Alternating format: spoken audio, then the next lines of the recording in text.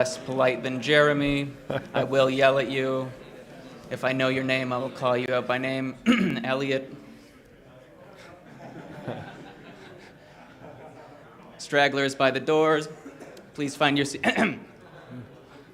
Stragglers by the doors. Please find your seats.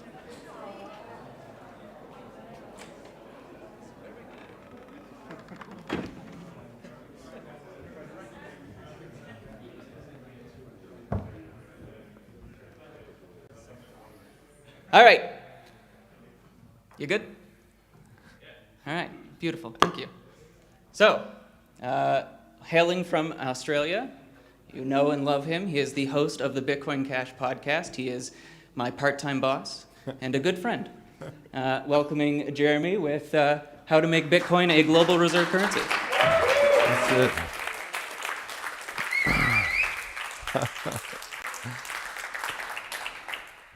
All right, well, I think you all know me, so I'll skip most of the introduction, but I'm Jeremy, the host of the Bitcoin Cash podcast and co-organizer here at BLISS, and I work also on Selene with Callisti. So my talk is how to make Bitcoin the global reserve currency, because I start every single episode of the podcast with this phrase, following Bitcoin Cash on its rise to global reserve currency. Now, why do I say that? It's because in my mind, that's the best one sentence encapsulation, perhaps not quite, peer-to-peer electronic cash system, but this is the best I can do to give everybody a kind of North Star that I feel like the Bitcoin Cash community is aiming towards.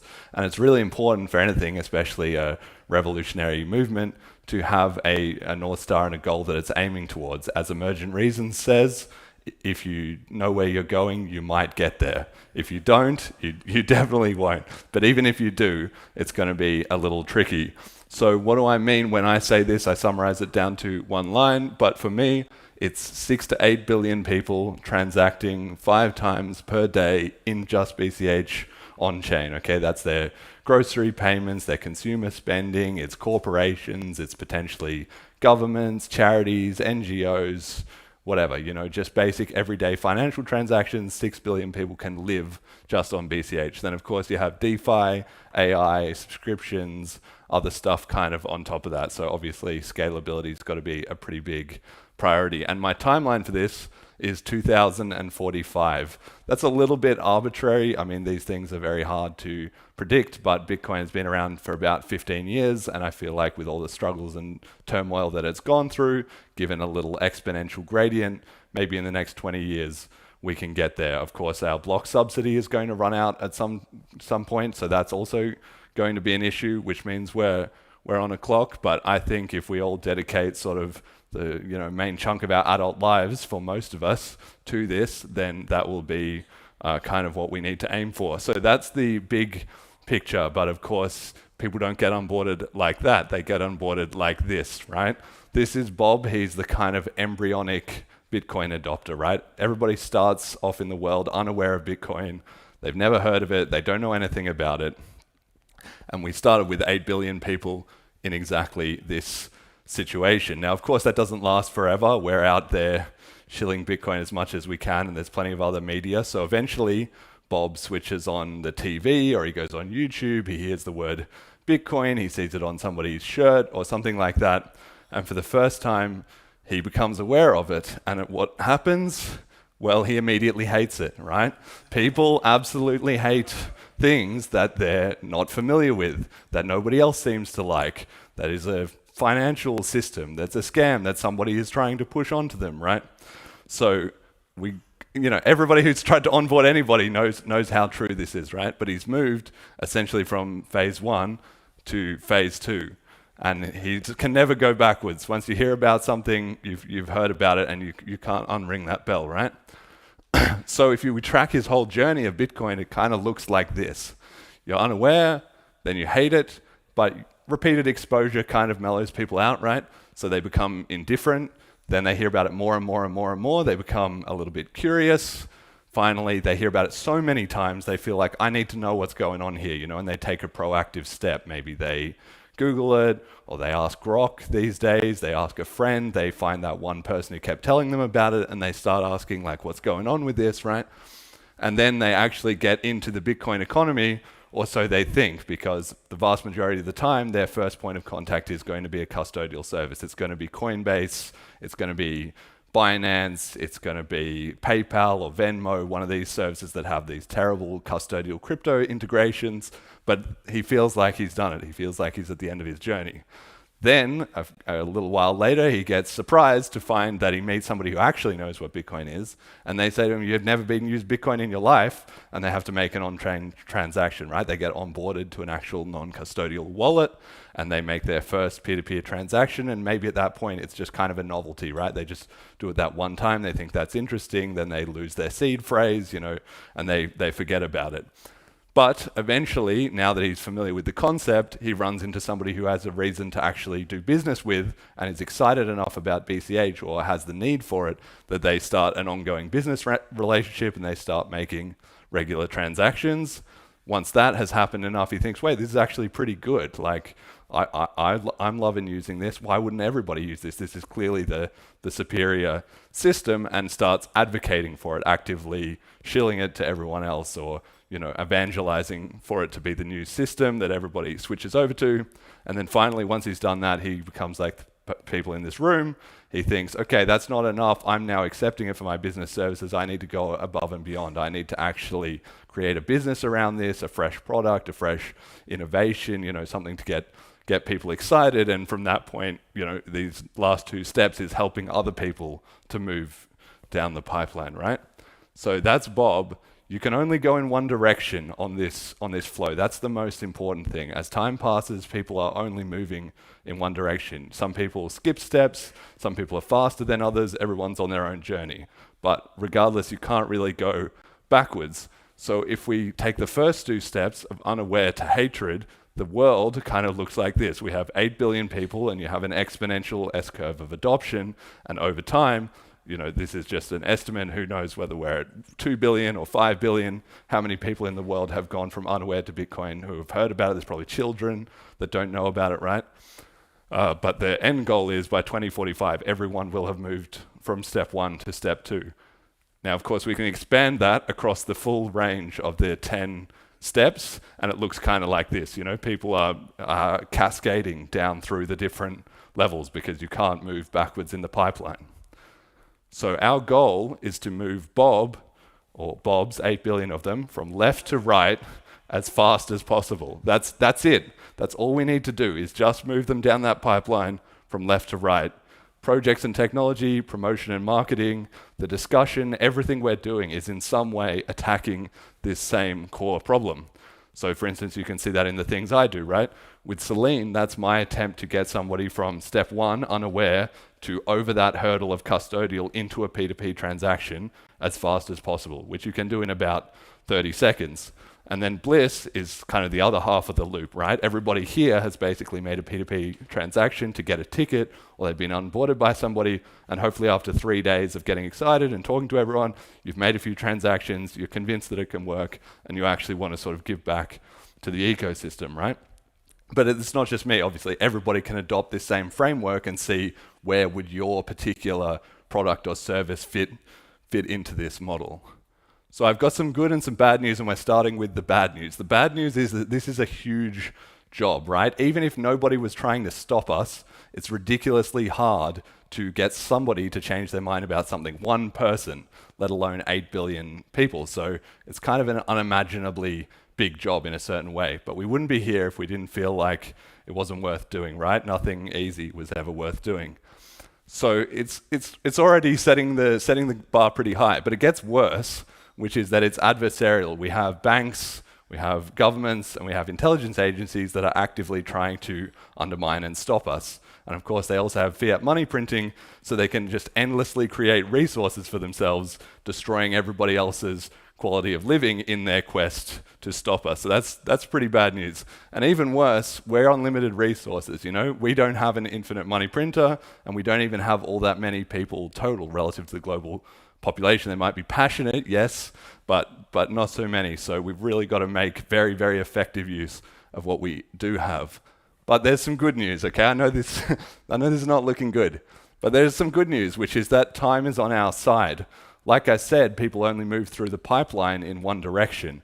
So even if we don't do anything, other people are discovering Bitcoin, they're talking about it, they're selling it to each other, they're getting interested in cryptocurrency, they're creating businesses, and of course, old people, unfortunately, are dying off. Like Ryan said, people don't change their mind, they just die, right? And so the young people coming up, they're more open-minded, they move through that pipeline just by default. You know, if you were born after 2009, you've never known a world where there wasn't Bitcoin, which is very good news for us. And finally, people also get, curious or desperate eventually, as there's infinite money printing, but it is destroying people's quality of lives until it gets to a point that they think, holy crap, I've got to figure out what's going wrong here. People do get desperate. Secondly, we have the network effect. It's just like those curves are all exponential. So the hardest part has kind of already been done. We're never going to have a harder day of getting people to adopt Bitcoin Cash than we did yesterday and every day the day before, because people are moving through the pipeline by default. And once we get it to a certain critical mass, it will largely just happen seemingly by magic, right? Nobody will be able to observe it kind of accelerating at the speed that it will. Now, the economic efficiency of BCH is also a huge advantage for us. We're here because we think Bitcoin Cash is the best money, which it is, which means that a group of people cooperating with Bitcoin Cash will be more efficient than any other group of people simply by default. So the invisible hand of the market is pushing us forward and making smarter decisions than we ever could individually, as long as we actually use our own tooling and cooperate and pay each other in BCH and so forth.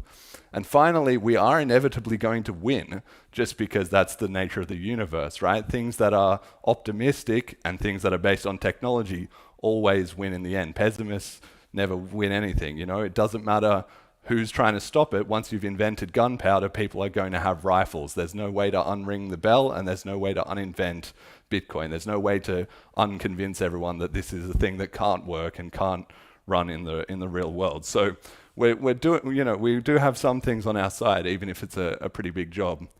Now, obviously, it's decentralized, so everybody is going to approach this problem in their own way. They're going to have their own resources, their own skills, their own locality, their own part of the world. So I can't give anyone any specific advice. Of course, you can talk to me individually, but I do have some ideas of general strategy that I think apply basically universally, and these are pretty time-tested things. So my inspiration comes from this movie, 300, which I hope many of you have seen. If you haven't, you should definitely go and watch it. It's absolutely fantastic, and it's a mythologized and slightly exaggerated story about the 300 Spartans who had to stop the hundreds of thousands of Persians, way back in the ancient past, right? And this is a real historical event. It did actually happen, although it's exaggerated. And when I was in high school, this poster was on the wall of the gym at the high school. So I felt, very like it's a part of my past. I felt very connected to it, and I thought, there's really something to this. And why do I say it's like Bitcoin? Well, there's a lot of parallels, right? The Spartans were in the same situation that we're in. They're up against enormous odds, and they don't have very much resources relative to their competition. But they do have some pros, which is they're smart, they're focused, they're highly coordinated, right? They're willing to sacrifice, and they're on a strong mission. So that gives them a lot of leverage. But the cons are that they're few in number, so they're easily outflanked if they're kind of caught in a bad situation. They have to be very careful not to misallocate their strategy, and they're also weak to infiltration by chaos actors, right? We've seen hijacking Bitcoin, we've seen various splits, right? We've seen social engineering attempts to undermine the community, and that's exactly what was the problem for the Spartans too. So, how do Spartans fight? Well, they fight like this. They attack the end of the funnel. So for us, one Spartan is worth easily 1,000 Persians or more.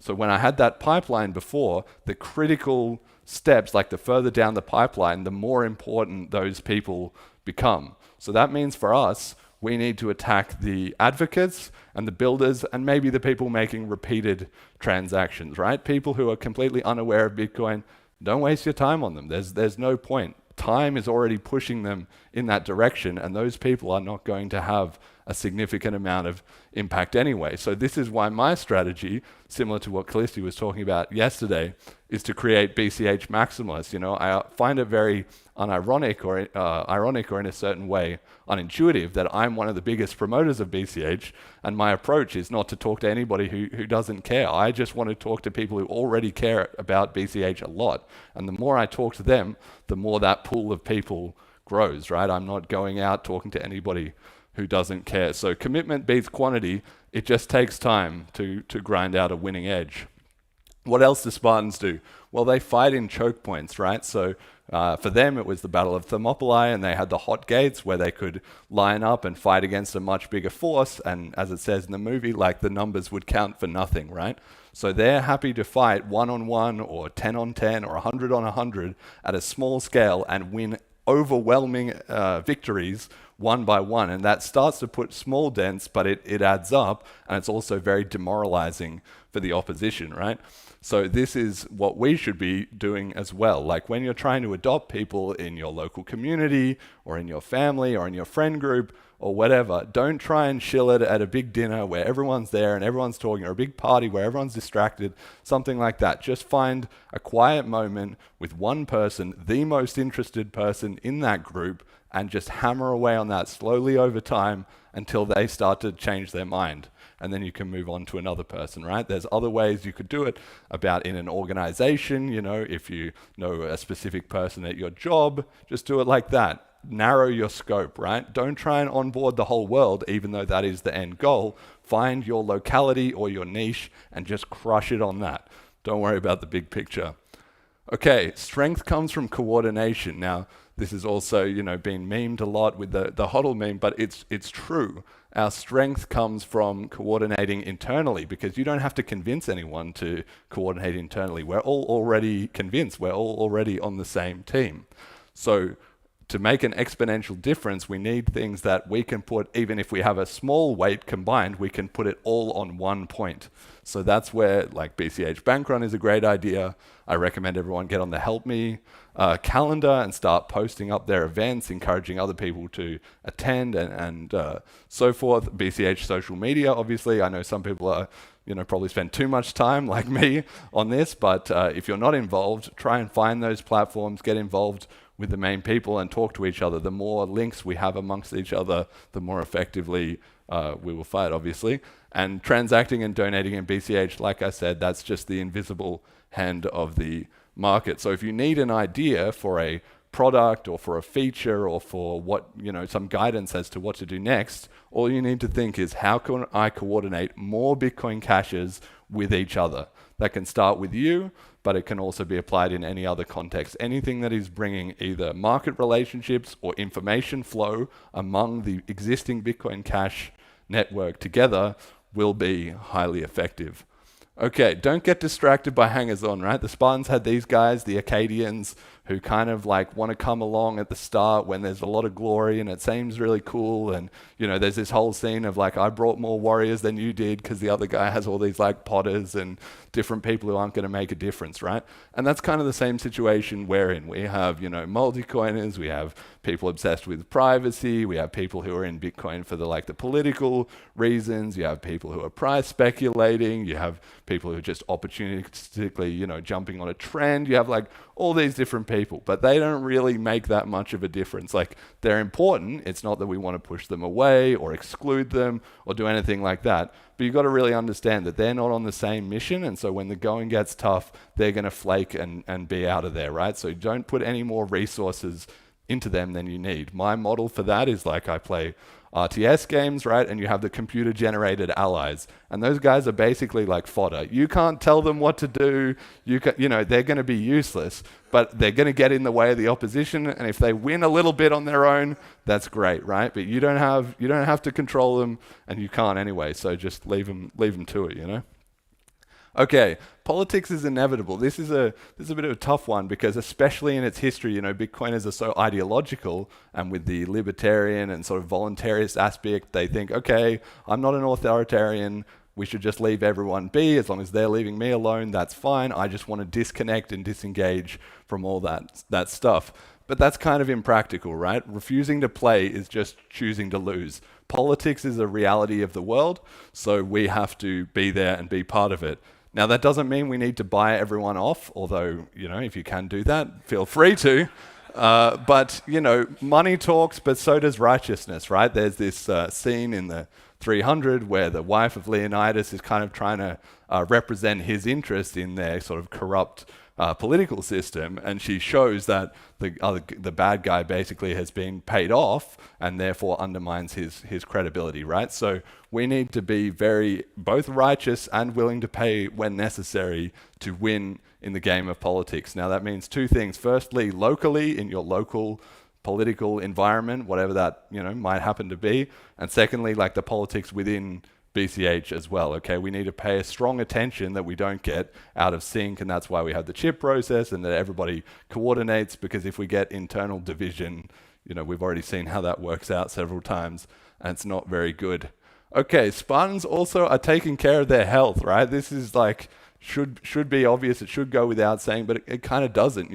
When you have fitness, you are high energy, you're mentally clear, and your credibility is also just higher. Like, how are you going to tell someone, I found this revolution, I'm going to, take over the world, and they're like, you couldn't even lift a dumbbell. Like, how are you going to take on the world if you can't sort yourself, right? It's also intimidating. I mean, that's a little bit of a joke, but seriously, if you're going to crypto conferences and you're meeting people, it just makes such a big difference. Anybody who's ever, gained a significant amount of muscle or got significantly fit, it will tell you the responses you get to people are just completely different. So get a gym membership, eat steak, and take up an exercise-related hobby like dancing.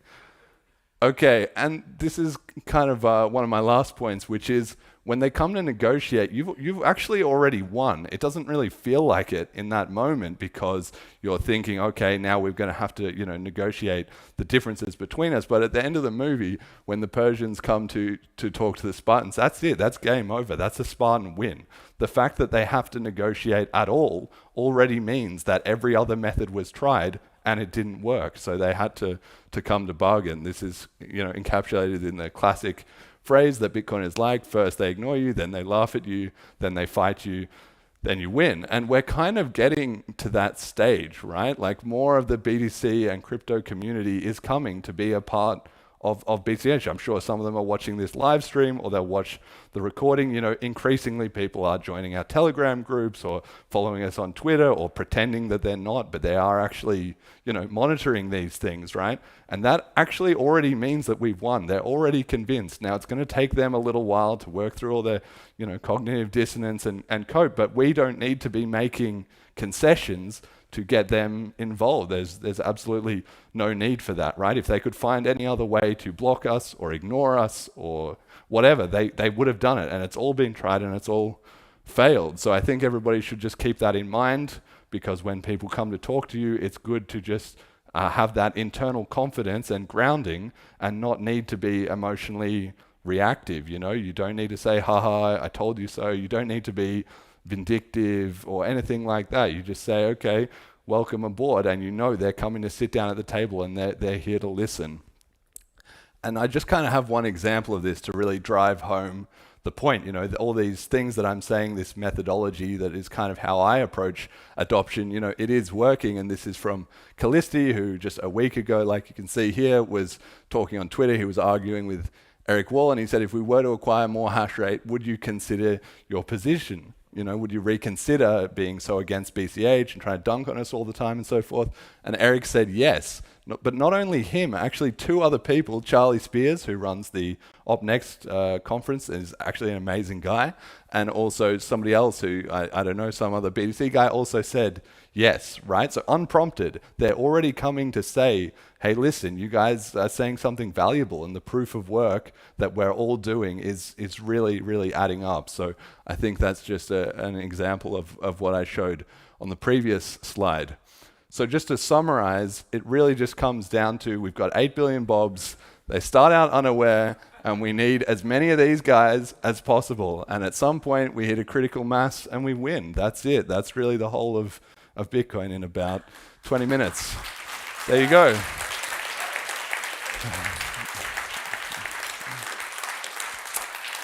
And I'm happy to take questions.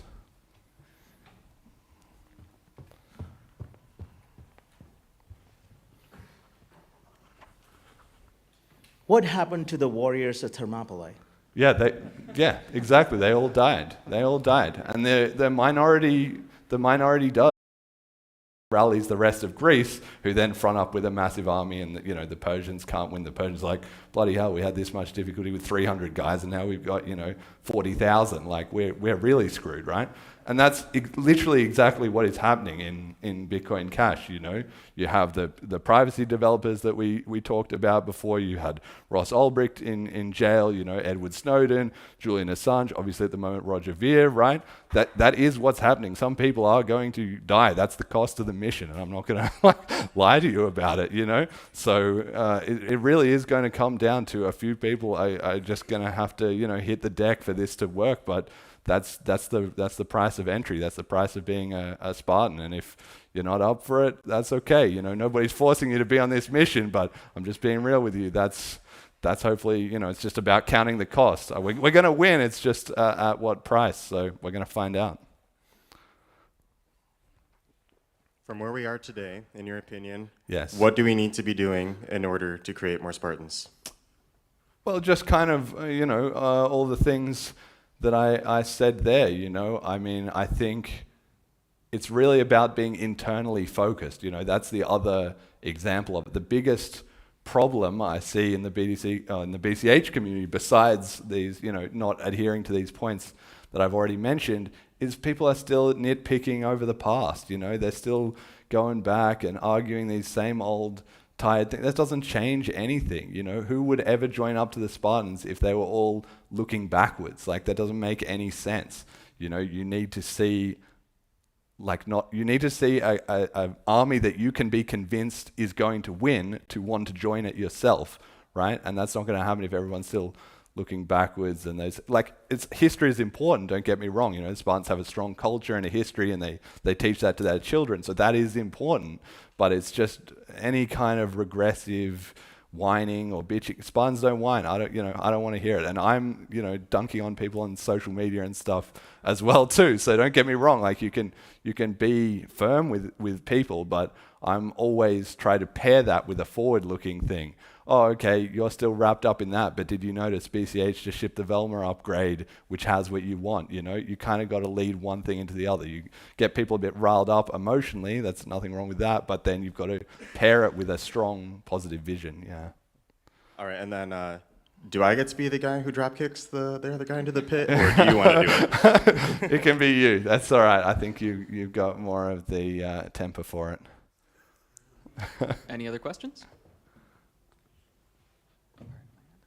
So can we measure the bobs going through the process, and if we can, obviously the drop off in transaction volume, does that suggest some are moving backwards, or is there just some sort of gap, some chasm that they're crossing? Well, so there isn't actually a drop off in transaction volume, in the sense that if you aggregate all cryptocurrency transactions across all blockchains, that number has and always has been skyrocketing up. Even when BTC got hijacked and that fell off a cliff, and we're still suffering from that today, the activity just moved on to ETH and Sol and et cetera, et cetera, et cetera. So that's all just people inevitably moving down the pathway. The point is that we need to somehow focus them all into the BCH space. So the way I kind of see it is, BCH was losing in that period from the hijacking, and then the first split, and then the second split. But Sovereign Nan, shout out to him, had one of the best comments that I've ever seen, where he said that smart BCH was the first Bitcoiner win. That was the first time that there was a significant calamity in the community that could have resulted in more fracturing. Okay, some people become the smart BCH maximalists, and some people are main chainers, and accusations fly and it all degenerates. But that didn't happen. People were just like, okay, we made our mistakes. That project is dead, and we got to focus on what was working, which was the main chain, right? So that was the first actual win for BCH. And if you look, from that moment on, the number of Spartans has once again started increasing, right? That was Cash tokens, Abla. Now we're launching Velma. We got more things coming up. So I would say that the Spartans were losing between about 2015 and mid 2022, I think, was with the CoinFlex explosion, and that was the critical tipping point that things turned around and we started winning. Yeah. Okay, I've got a question. Yeah. Anyone else? No? So 150 episodes in. Yeah. Were there any positions that you held when you started the podcast that have changed now? Yeah, there surely would be. I can't say that there isn't. I mean, it's obviously hard for me to think of an example because I will just rewrite in my own mind what I thought. I know we have a huge clangor. There's an episode where we talked about when FTX sponsored limited resources. They sponsored the Magic the Gathering podcast, and I was super thrilled about that. Somebody can now go dig up this clip, but we were on the show, and I said that the people who were jumping on that and saying, oh, this is a crypto scam coming into our scene, etc., and I was very bullish on it. I was like, no, this is just crypto adoption kind of taking its course. They're not getting scammed, and they don't kind of understand this big picture thinking. I said something to that effect, and then of course FTX is one of the biggest scams in crypto history, so I completely missed on that one. But otherwise, I think if you watch old episodes of the podcast, like, the hit rate is pretty high, to be honest. And anybody who's been listening for a long time, I think, knows that. So that would be, one of the biggest things. I've turned around on 10-minute blocks. I was like, that was probably a bad idea, but the more I thought about it, I thought, okay, maybe that's just an arbitrary constant. Yeah. All right, if that's everything, give Jeremy another. Thank you.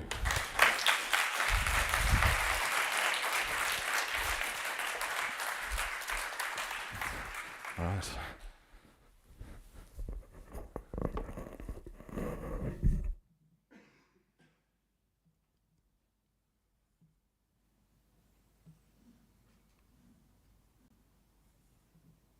Give me one moment, please.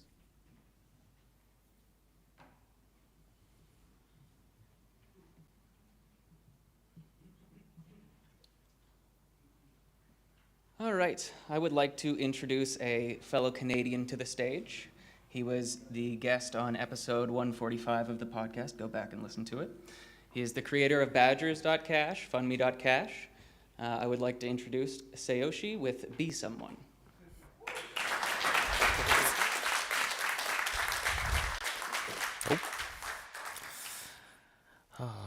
Let's see how this goes. Okay.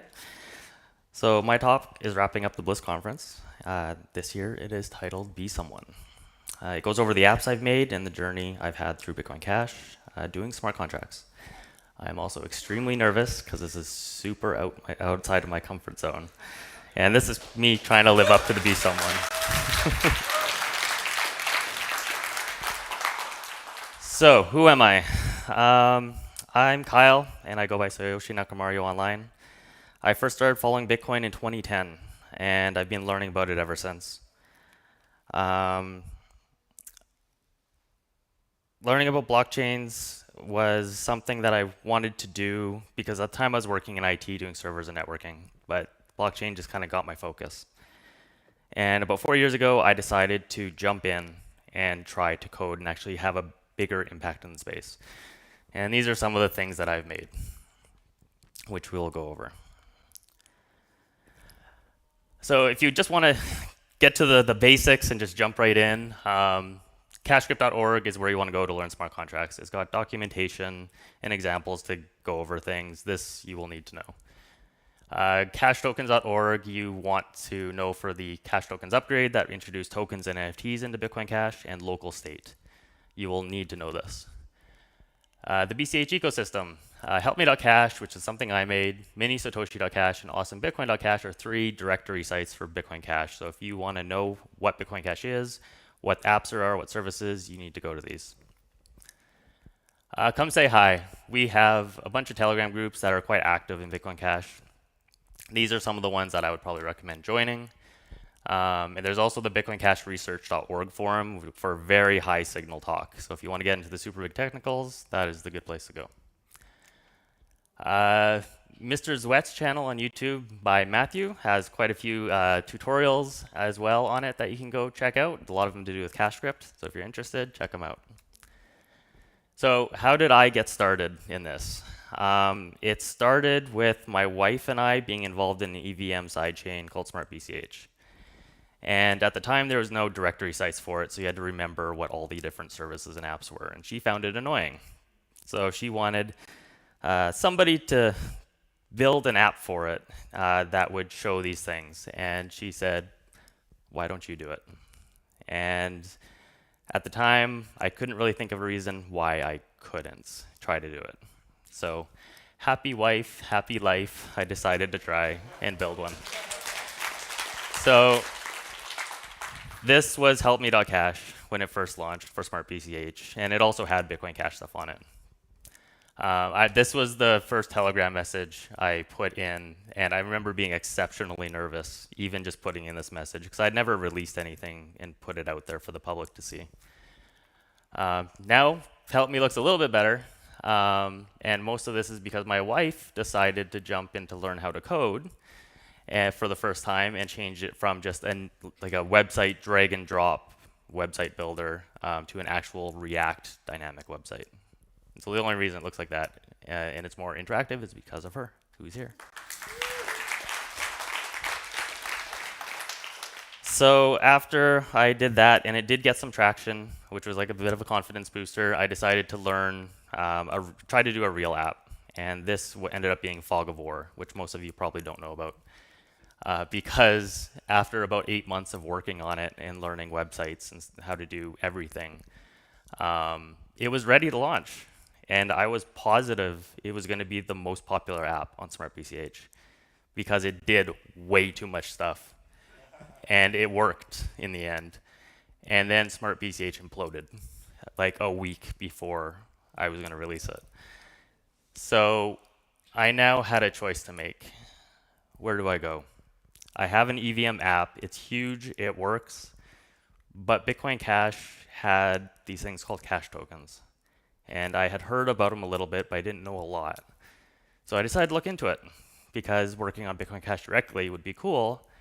And I looked at how you do build on Bitcoin Cash with all the opcodes and ran away screaming because there's no way I understood it at a low level at the time. So I looked into it.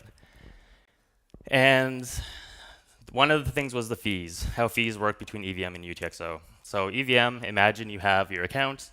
It has 100 balance on it. You send a transaction to the blockchain. It goes to the contracts. The contracts are interacting with global state back and forth. They're doing this thing. You don't really need to worry about it, but this happens. And then when it succeeds, if it succeeds, it pops out the other side. Maybe your account goes from 100 down to 80, and then some got sent somewhere else. To do that, you had to pay a fee because the blockchain did the processing. Okay. On UTXO, it's similar but a little different. So we create a transaction. You still have 100 balance, but it's split across 2 pieces, and those pieces are UTXOs. In our transaction, we're also interacting with a contract, which is in pink. So we include that contract into our transaction. You submit that transaction to the blockchain. Overall, similar concept. Those UTXOs have logic in them, which need to verify and pass. Once they pass, the state updates. So kind of similar process. In this case, you maybe had 100 balance, went down to 80, maybe it put some more on the contract, and you paid a fee. Similar process, but what happens if something doesn't work? On EVM, if there's an error, the global state doesn't get updated, but you still paid for a fee because the nodes had to do the processing still. On UTXO, what happens if you run into an error? It gets rejected. And if you notice, there's no fee deducted because we know there was an error, so it simply rejects it. So what are some other benefits of UTXO? In this case, because we're building the transaction, we know everything the transaction is going to do. There's no black boxes of different contracts being involved like on EVM. And this example shows a Cash Connect window that is just kind of lays out the transaction, everything that happened in the transaction in a much more simple way. Another thing I found with cash tokens on BCH was that they're native tokens. So a lot of other UTXO chains have some sort of token solution. BCH even has this with SLP. But you need an indexing server that tracks the ownership and the balances. And this makes it a little harder to interact with. The users have to go to the indexing servers. You could, in theory, get different balances and stuff depending on what indexing servers you're looking at. It's easier to burn tokens because the blockchain isn't fully aware of this ecosystem that's happening. But with cash tokens, it's native. It's directly on the chain. So the miners are actually aware of and validate the tokens. So as an example, this is a transaction pulled from a Bitcoin Cash node. We can see the Satoshi balance at the top, and we can see a token object that shows us the category, the fact that there's an NFT in it, and some data. And this is all directly from a Bitcoin Cash node. And the other thing about UTXO is that it's embarrassingly parallel. The technicals, well, this are like a bit above me, but a simple example would be something like, imagine you have a parking lot full of cars, and everybody has their own key to their car. So if they want to get in their car and they want to drive away, they don't need to wait for anybody else. They just get in their car and they go. They can all go at the same time. On EVM, it's like you have a valet, and the valet is the one that has to move all the cars individually. And if you don't want to wait for him, you can bribe him and get to go first. So I think it's pretty obvious which one of these two designs is going to run into the bottlenecks first. So this kind of comes down to the Bitcoin Cash scalability. So I looked into both designs and decided that even though I had this EVM project, it might be better and more lucrative long-term to build on cash tokens, especially since it's so new and cutting edge and not many people know about it. So I decided to build a project, and I spent a couple months on it, and I failed because I couldn't figure out. Thank you. It's okay to fail. So I couldn't figure it out. At the time, the debugging was hard. It's way easier now. There was more tools, more people. And after taking a break, I shelved the project. And I decided to do something even simpler. And that project did work. And that was Badgers.cash. And Badgers.cash is just simple time locking. So you throw BCH into the contract. And once the time lock expires, you can pull the BCH back out. And you get Badger coins as well. So this was just kind of a proof of concept. It launched at BLISS last year. So it's been going for a year. So far, so good. This is what the contract for Badgers looks like at like a high level. You just have a single contract. There's a minting NFT inside of it, and then it creates new NFTs inside, and those are the locks people are doing. So overall, pretty simple for an app like this. This is an example of the locking that you do. So when you actually do a lock on Badgers, these are the UTXOs involved. So like, there's not much there. It's not hard to wrap your head around it if you can have it once you actually look at what the contracts are doing line by line. And if you want a full overview of the contracts going line by line, I do explain it in this video on Bitcoin Cash University's YouTube channel. So I created this token. People now get these Badger tokens, so we need something to do with them because a token by itself doesn't really mean anything. So can I do a typical NFT collection on cash tokens? 10,000 series NFTs are everywhere on EVM. Can you do it on cash tokens? Yes, you can make a 10,000 series and have them mintable. But having a NFT by itself isn't interesting. They're everywhere on EVM. They're just mostly scams and money grabs. Can we do something with this, maybe with the token? So I decided, can I try to make the minting cheaper by using those Badger tokens as like an option? The answer is yes. So you can do take those tokens and get a minting discount. The last thing I was working on in EVM world was building a web game. And I was taking NFTs from the Fog of War project I made and putting them into the game if they're in your wallet, and then they would interact with the game, do more damage, take less damage, etc. And can I do this with cash tokens? Because this is the type of stuff I wanted to start doing right away, like as fast as I can with cash tokens when I started learning about it, and I didn't know if I could. The answer is yes, you can. You can have NFTs, in this case the Badger NFTs, and they have stats that the game will then alter, so you do more damage, etc. And the interesting thing with these is that the stats are actually stored inside of the NFTs. So when you trade them to somebody, the stats are going with it. It's part of it. It's not on an external indexing server.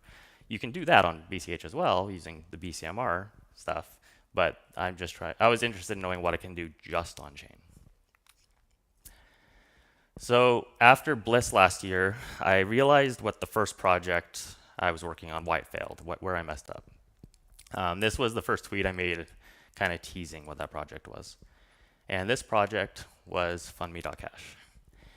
And this is basically just crowdfunding on Bitcoin Cash. So if you just think of Kickstarter, that's basically what it is, except it's all non-custodial. All the funds are stored on the chain itself in the contract. And as of today, it's raised almost 300 BCH, and there's quite a few more campaigns than it says up there right now. And I think there's like 12 active at the moment, so it's definitely getting more traction, which is awesome. Thank you. So yeah, this uses NFTs in the background. So when you pledge, you get an NFT back to your wallet, and then you can refund the pledge with the NFT.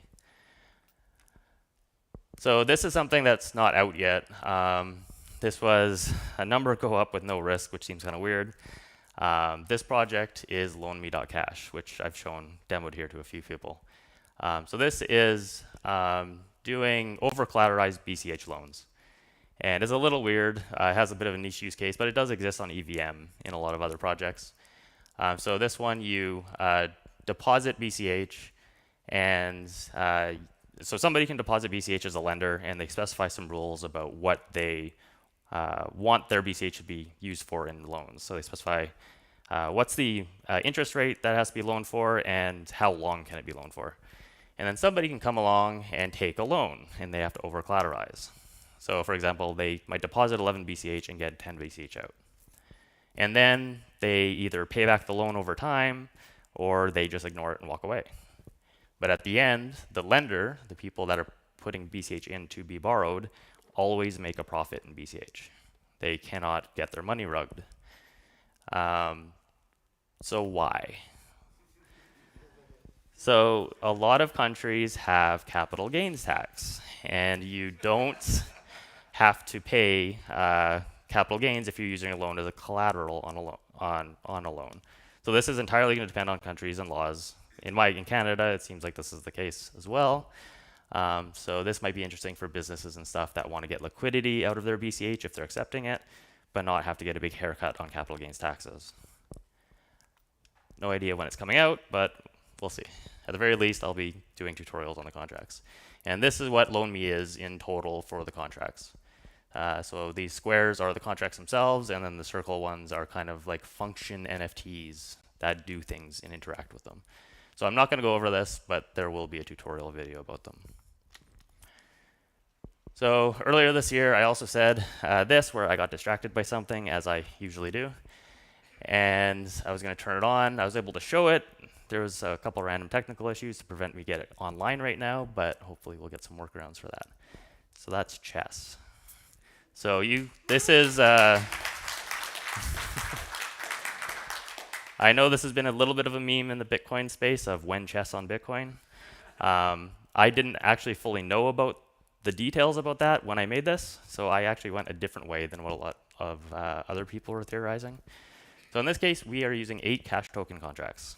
So we have the game master contract or chess master contract, and it controls what turn it is and has the king died.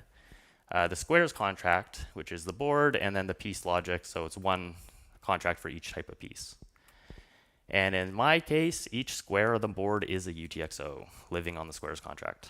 And they all have their state that manages the board. And when you do a transaction like moving a pawn from square 14 to 22, those UTXOs have to be in the transaction. It will fail without them. And this is how the rules are verified for chess. So if you've got a queen on square 4 and it's moving all the way to 60, all of those UTXOs must be in the transaction in the correct order. The downside with this is there's no check or checkmate, because knowing the entire state of the board, you'd have to throw all those into a transaction, and you might be able to figure it out, but it just seemed too intensive to me, intensive of a process, so I just didn't even try. I just figured it out this way. So with this system, once the king is killed, then the game has to end. The game cannot keep going. So the reason I did this was because there was another project called BitcoinComputer.io that said they were doing off-chain smart contracts, but it's got like a trusted setup. I don't fully understand it. But their demo app was chess. And I wanted to see, can we do this on Bitcoin Cash directly? The answer is yes. But what were the fees? Because I wasn't sure what these transactions would look like. Well, the answer is they're Bitcoin Cash transactions, so a cent or two. The bigger the transaction, more inputs, slightly higher fee. Is this useful or something? I don't know. I did it and wanted to find out. So there are apps on EVM that get much more expensive than this, though, so who knows? This isn't online. I don't know if I will publish it. We'll see. At the very least, there will be tutorial videos about it. So I got my answers. I got distracted, and I figured them out. So now I can go back to my old projects that I have many of. No, instead I feature creeped. So the old system was a single board, and anybody on the planet could do the turns. There was nothing locking it down. So in this case, I decided to lock it down so players have to actually join the chess game. And you have to create a chess game, which also creates new boards. So it shows like that, where a new board will get created on a website. You can click on it to join. You have to, add your bet into it as well, because this is BCH, and it's easy to add stuff like that. So now you have to bet, and the winner will take the pot. And you can do some random stuff, like each square on the board is UTXO, so you could consume those when the game is over as a fee, as a service provider. In theory, this could be integrated into wallets or any website because it's just on-chain stuff and anybody can interact with it. So there's options there. So those are the things that I've been building and playing with, and it's a very small corner of the ecosystem. This is a list of other projects that are in BCH now or being developed. And you can go to tokenaut.cash to see a more complete list. But this list, the categories of these things, it's missing a lot. There's a lot of different things that can still be developed on Bitcoin Cash, and I feel like we're just scratching the surface. And everything I went over and all the things I've done is now outdated, because we can do way more with the upgrade that's happening and might be happening already done now. 3 more blocks away. All my stuff is outdated. So if you want to learn what the upgrade is, Callan's talk was really good at technical level. This video by Jeremy is also actually very good. And as I mentioned before, Bitcoin Cash University YouTube channel. This is something I just created. There's not much on it. But I will be adding more to it as I myself learn, and I want to get this information out there for people that want to get into this.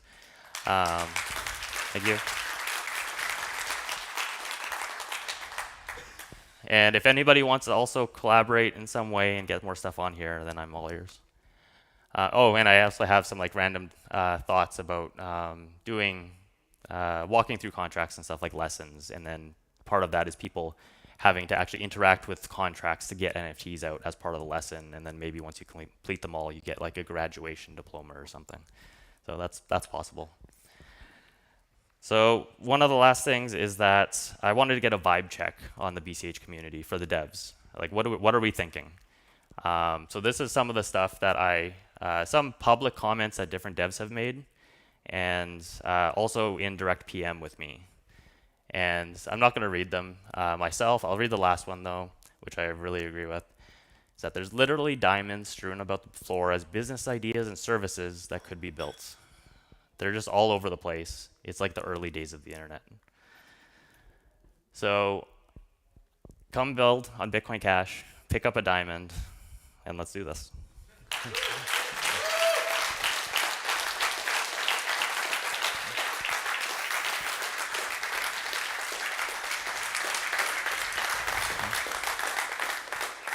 All right, so yes, we are just 3 blocks away, so we'll be keeping an eye on that. But first, does anybody have any questions?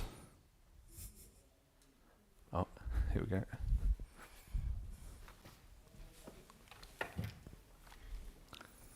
How are you making those pretty good songs?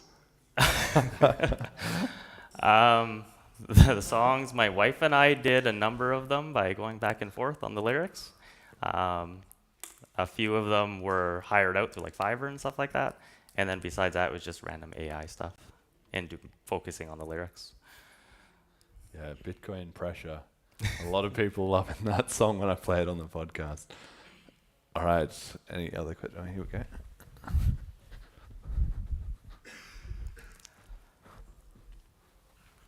Hi, it's not a question, but a kind of a comment and an encouraging message is that I'm also on the periphery of dabbling in coding and cache script and all that stuff. And one of GP's main concerns was there's such a barrier to entry for people to enter the ecosystem to develop.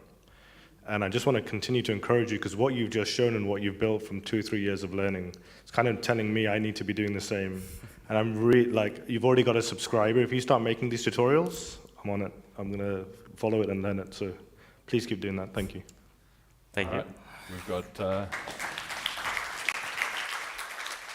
I will just say that it was much harder to get into this like a year ago, like a year and a half ago. It is way easier now, and it's only going to get better. Yes, we're down to just 2 blocks.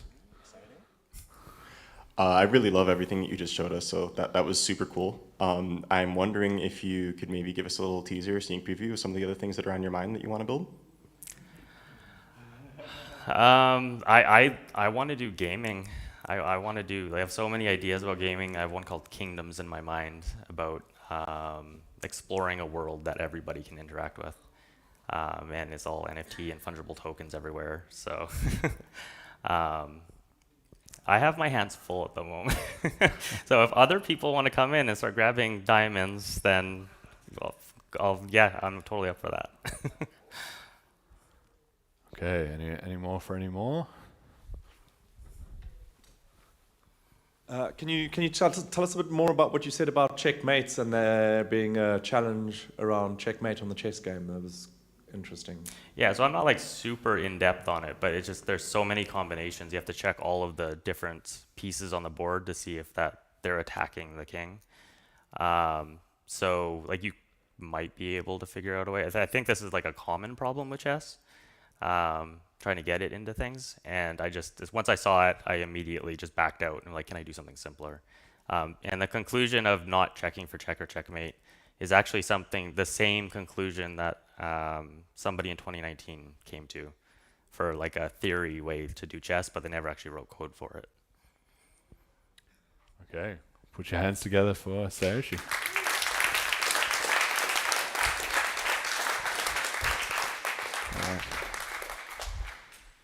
Okay, so yes, we are at just 2 blocks remaining, and according to the schedule, we're going to have a brief break, so everybody is welcome to go outside. I don't know, I think we're going to have maybe coffee and snacks or something, Jonathan. I don't know if you know, but anyway, you're welcome to just mill about a little bit. Of course, we will be keeping an eye on the blocks, and we will just probably immediately, we're going to get a couple people on stage, hang out, do the raffle draw, and maybe have some call-ins from different people around the world. So we're just going to enter a bit of a sort of more free-form upgrade celebration section. Especially if you have a lot of raffle tickets, it might be worth sitting around. Oh, and Steve Thurman wants me to remind people that if you have not picked up your Velma sticker pack for your number, he still has a bunch of them with plenty of sats in there. So just feel free to mill about, and we'll just take a couple of moments, and we'll get everything ready, and we're going to put we'll put up the block counter on the screen in just a moment. Here. All right, Ryan, I don't know if you could join me here on the stage. Hopefully Fiendish. I haven't prepared this with him. Matthew, I don't know. You want to come chat? Okay. Come hang out.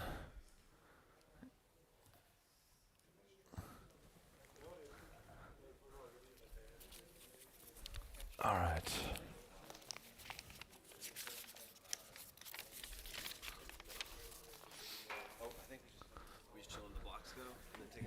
Yeah, well, I mean, it's already kind of happening, you know.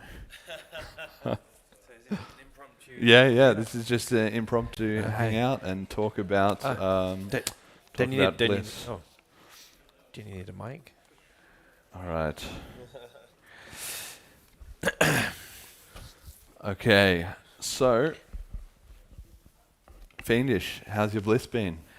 It's been absolutely amazing. I've had an amazing time over the last 3 days. It has, like last year, I thought that BLISS couldn't get any better. Like it's such an amazing spirit, so many wonderful people, and this year was just leveled that up. So absolutely so glad to have been here, and thank you so much, Jeremy, for being a great host.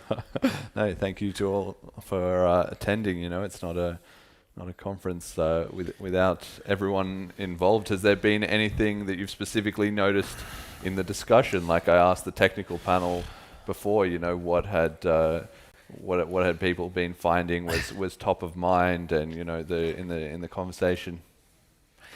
Yeah, do you know one of the interesting things, and I like this year, or where BCH is right now, is incredibly aligned with the destination. So there's lots of different discussions about different things. You know, the fact that we can talk about proof of stake, you know, against proof of work without like up in arms, like something that's really fundamental change in the protocol, which is a fantastic place to be. And one of the things that I think is like really interesting with one of the panels today was just, or the discussions, just thinking about you know, putting in data into the UTXO set. And I think this is one of, for me, the most interesting points, because I think if we could go back in time to 2013 and 14, where it was just accepted that Bitcoin was electronic cash, P2P cash, it was accepted that no one really like drummed that beat, and then the narrative changed. So if you had to go back and beat that drum, we'd be in such a better place right now. And I think it's important for us all to remind ourselves that everything we've seen and all the building is like super, and that's needed. And we need more users, and that's fantastic. But absolutely everything we do, especially to the protocol, should be aiding that goal of being P2P cash for the world. And I think that's a very exciting thing to keep in mind, that's what we're all doing here. You know, even if there are builders in Bitcoin Cash, which I'm sure there'll be many more of them who are more interested in the building rather than the money side. So. Yeah. Ryan, what about you? How you found BLISS? Yeah, there's a number of explosive ideas, and there's also what I was most blown away with or excited to talk was about the stablecoin feature. And from I think anyone watching online or anyone here, if you're operating a business and you are trying to grow at a rapid rate, you obviously need to get additional funding, you know, whether that's raising money from investors, but also borrowing money. And I was really blown away that, you know, how quickly you could create a contract against your BCH collateral. And I think it's an explosive idea. And I'm going to go about this as soon as I get back home. I'm closing another company, and just what has taken me to acquire a loan has been about like a month process. And the idea that you could create a loan at probably a more competitive interest rate, again, you can set that by the market, and you can still get exposure to the upside of BCH. And if this can kind of just become a self-fulfilling thing, getting people into BCH, put it on my balance sheet, borrow against it at a reasonable rate, right? Because your liquidation event would be lower the higher interest you get. And essentially, the more people that do this, it becomes a popular product. And for your business, that's why I want to document and tell my story. And hopefully, if BCH goes up, it just satisfies the loan. And I think it's mind-blowing to any executives out there, any financial teams. I'm excited to go back and tell my controller about it. And it was something I was watching from the outside, but got to speak with the team. Havre was incredibly kind. We're going to hop on some calls afterwards, and I'm going to start small, but hopefully move quickly. I'm totally blown away with the concept of it. I think it's explosive. Yeah, that kind of leads into my next point, which is that obviously we have BLISS, we have this kind of event so that people can come together, people can meet each other. One block, all right. Prepare the champagne. I don't know if we have any of that.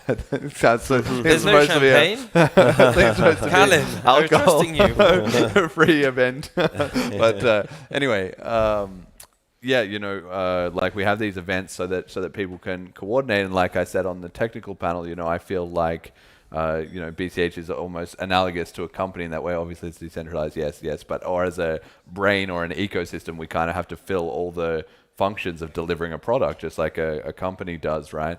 And so what can we do to improve the communication beyond events like this between the sort of product-minded people and the devs? You know, that's a perpetual problem that you can always reach to do better. Yeah, and I'm a salesperson by trade. You got to tell a story, and that's why I'm excited to get into the product. And I think if I could just document my success by using the product, let's say the concept you literally borrow against your collateral within minutes, and as long as the market doesn't collapse, and if it's likely to go up, given what we know about inflation. I think just documenting your story, and I think it's important to tell the story and share the story. And this should be real conversations for not only small businesses like mine, but I can only imagine larger corporate companies.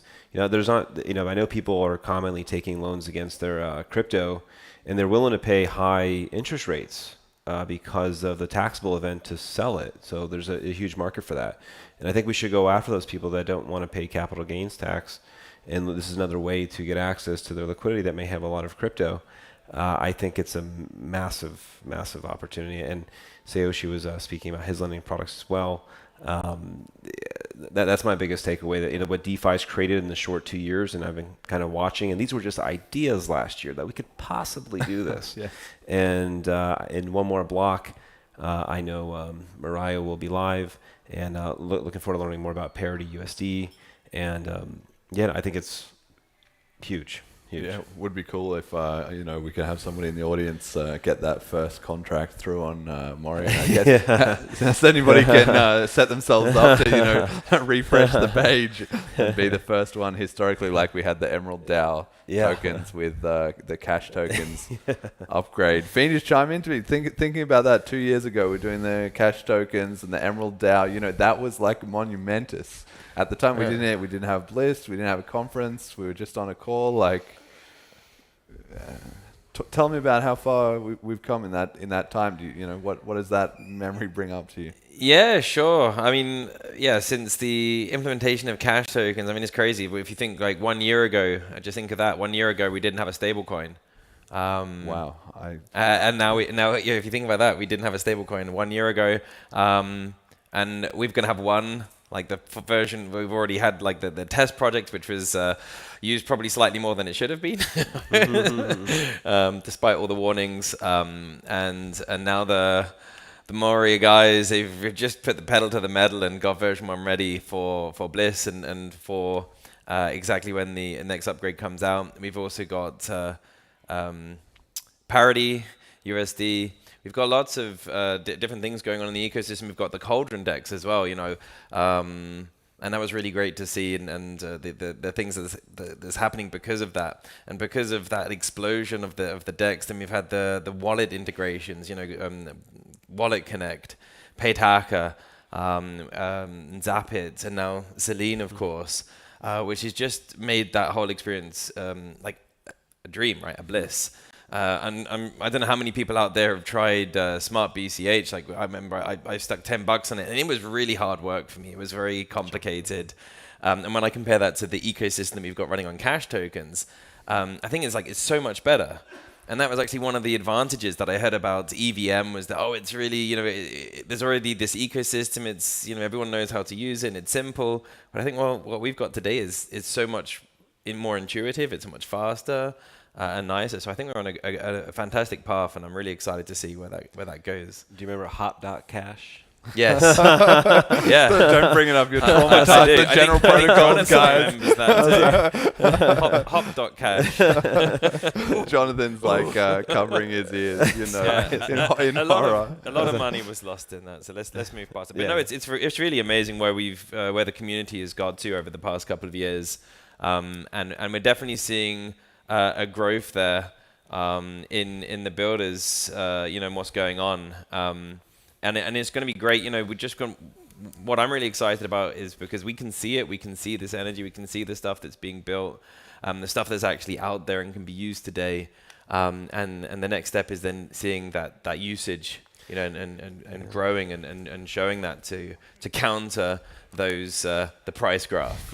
Yeah, and thank you for everyone who's been airdropping tokens. I gotta some we're dragons going to and be doges. Yeah. doing a little bit more of that coming up. I think we're going to do an airdrop whenever the next block hits, presumably, and there is going to a tool up the back for anybody that wants to airdrop tokens or BCH, maybe some of that new Moria, a couple cents of that. I wouldn't mind wouldn't mind some of that up the back there. So anybody who wants to all the Velma and the Jessica holders, for now it's funny because Jonathan had that up the back and people were playing around with it a little bit, and of course people immediately started saying, oh, I want this to be more customized, like why can't I airdrop just Velmas, just Jessicas in a different ratio?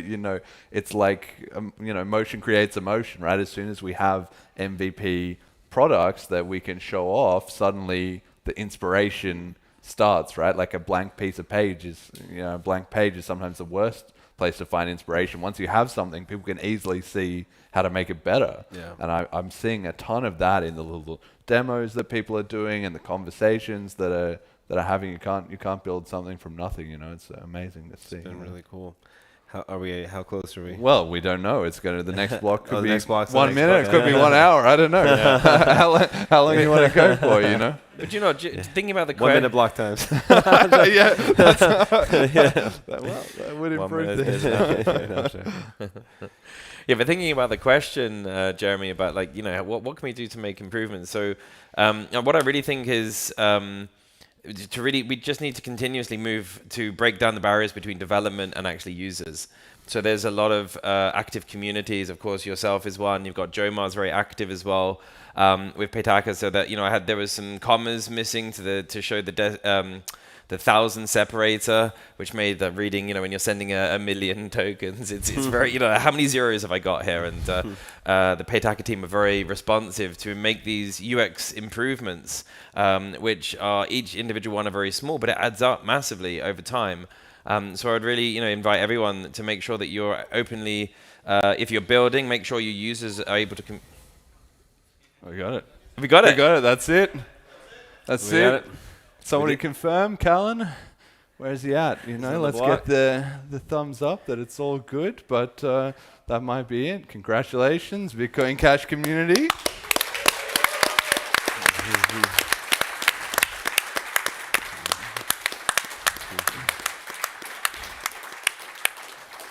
Another successful upgrade in the books, right?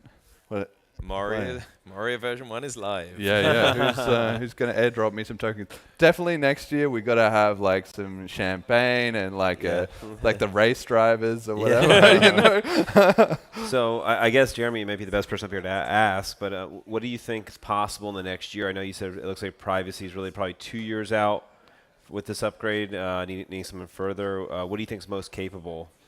Well, that's in terms of product improvement. Yeah, I mean, like you said, the privacy stuff is going to be huge. And I had Salah was talking to me before, and he was saying on the panel about how important that privacy stuff is. And I think the theoretical possibility that BCH could replicate, Monero, Zcash, Xano, every other crypto which is doing privacy tech, and we could have all of them. We could just have tokens for each one, and you can jump back and forward privately among all the different privacy coins replicated on BCH. Like, I just can imagine having that functionality in Selene. That blows anyone else out of the water, and there's zero possibility of an inflation bug in the underlying monetary system. So, I mean, Jason Dreisner, is talking about that, and like I said before, we already have the tooling shipped ahead of time, like with Moria we're seeing today. So it's actually, I feel like maybe, if we prioritize it, then maybe in 12 months we could be sitting here with somebody making that first, ultra private transaction or whatever on the BCH blockchain. Literally, not even on testnet. We could have it, we could chip it out, over the next 6 months, get something, going, and then live at BLISS next year we could potentially have that. So given that that's become such a big trending topic in crypto, I think that'd be huge. Yeah.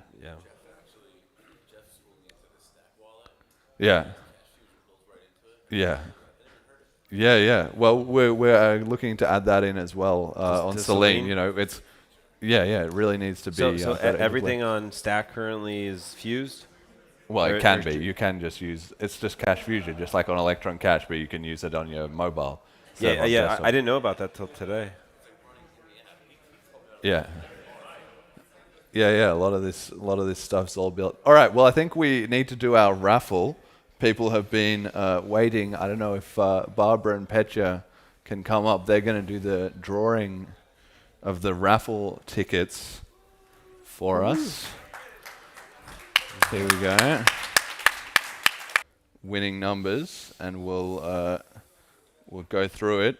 If you win, you're just going to need to stick your hand up, and maybe I don't know if somebody wants to ferry the prizes out to them. Here we go, ladies. Hello. Okay. So here we go. Come on. Stand over here. Stand over here. Okay. All right. This is very impartial drawing. I definitely can't win anything. So there's that. Yeah. No. Just it's up to you. You got to draw the numbers out of the hat. Celine hat. You know. We need a merch store. All right. The first number for this BCH Bull magazine is 96. Okay. 96. All right. And another one. Same thing. We've got 102. 102. Congratulations. Hey. There we go. All right. We have some.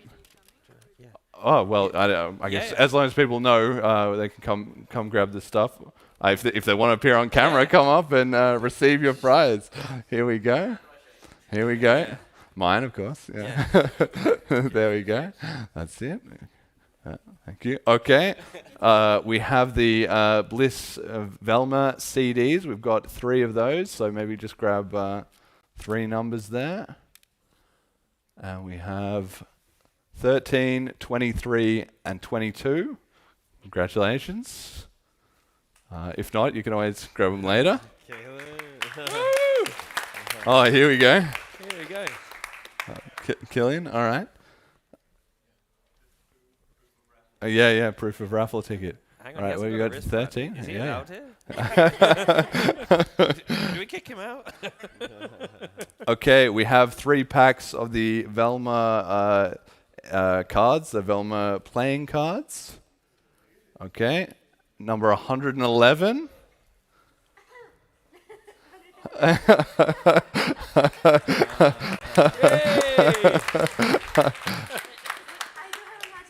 Here, Alex bought himself 9 extra tickets last night, so he's got pretty good odds.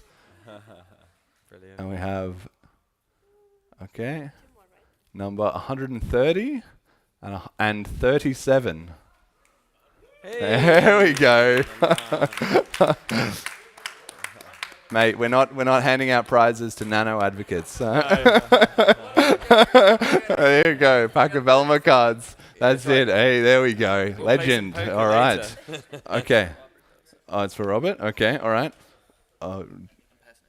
Okay, all right. There we go. We've got a bunch of cash stamps here, which are €2 each, but I think we're going to give out 4 per winning number. So you've made back much more than your money. First one up is number 61. 61, okay. You're a bit richer. And number 157. Okay, you can come find us later. Number 207. There we go. All right. Yep, grab another one. We've got number 10. Here we go. Congratulations.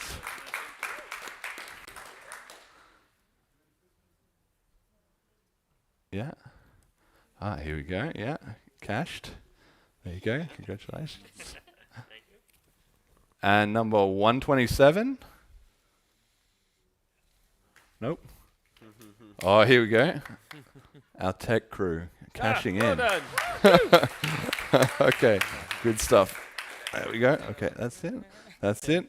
Okay, we have a poker set here. Number 214. Oh, here we go. Yeah. What a win. Okay. the gambler himself. Congratulations. Yes. And we also have a custom episode of the BCH podcast. You can talk to me and we'll figure out, what kind of guest or topic you want to do, if you want to be on it, or suggest someone else, someone famous that you want me to try and talk into appearing on the show, whatever. Let's do it. So drum roll. Number 40. Oh, there we go, Gareth. Gareth. Congratulations, mate. Oh. Excellent. Well done. Yeah, here. I mean, you could join us on stage right now if you want, as bonus, Yeah. If you want to get mic'd up and join us. And then we also have finally our $500 cash stamp sponsored by Steve Thurmond. Oh, on the table. Yeah. I just watch out for all this stuff. Yeah. So drum roll here, 500 pounds. Oh, 500 euros, I think, dollars. Okay, number 187. Congratulations. There we go. Seems like somebody made a bunch of cash and didn't know it. Okay, so they can check out number 187. Go talk to Steve Thurmond, and you're having a pretty good day today, I would say. All right, thank you, ladies. Thank you. A round of applause, Barbara and Petra. Amazing. All right, well, Gareth, let's start with you. How have you found BLISS? Awesome. Yeah? In one word. Community. Getting to talk to lots of people for whom I have so much respect for all the work that's been done, like the fundamental layer stuff. Just talking to people for whom I have so much respect, without whom we just wouldn't have this that just happened, and everything that's happened before that's given us what I never realized. I had no idea what needed to be done. After the block size war, I was under the impression if the block size were bigger, then away we go. Yeah. But we weren't, and lots of people, not lots of people, but some key people knew that, understood that, got to work. And even then with having to fall out and fork, and fall out and fork, and fall out and fork. And I was dispirited. I thought at one time, are we ever going to learn to stop fighting and get together and build what needs to be built? And then on top of that, then get what needs to be done to get it out there, to get people using it. And here, sure, the numbers, the Like transaction numbers are just, they're not there yet, but everything else is, and I'm so encouraged, and it's just awesome. It really is special. Yeah, a round of applause for that. Amazing. If I could add to that. And the key word, Mike, yet. Yeah, that reminds me of Elon Musk said technology just doesn't get better just because we increase the block size.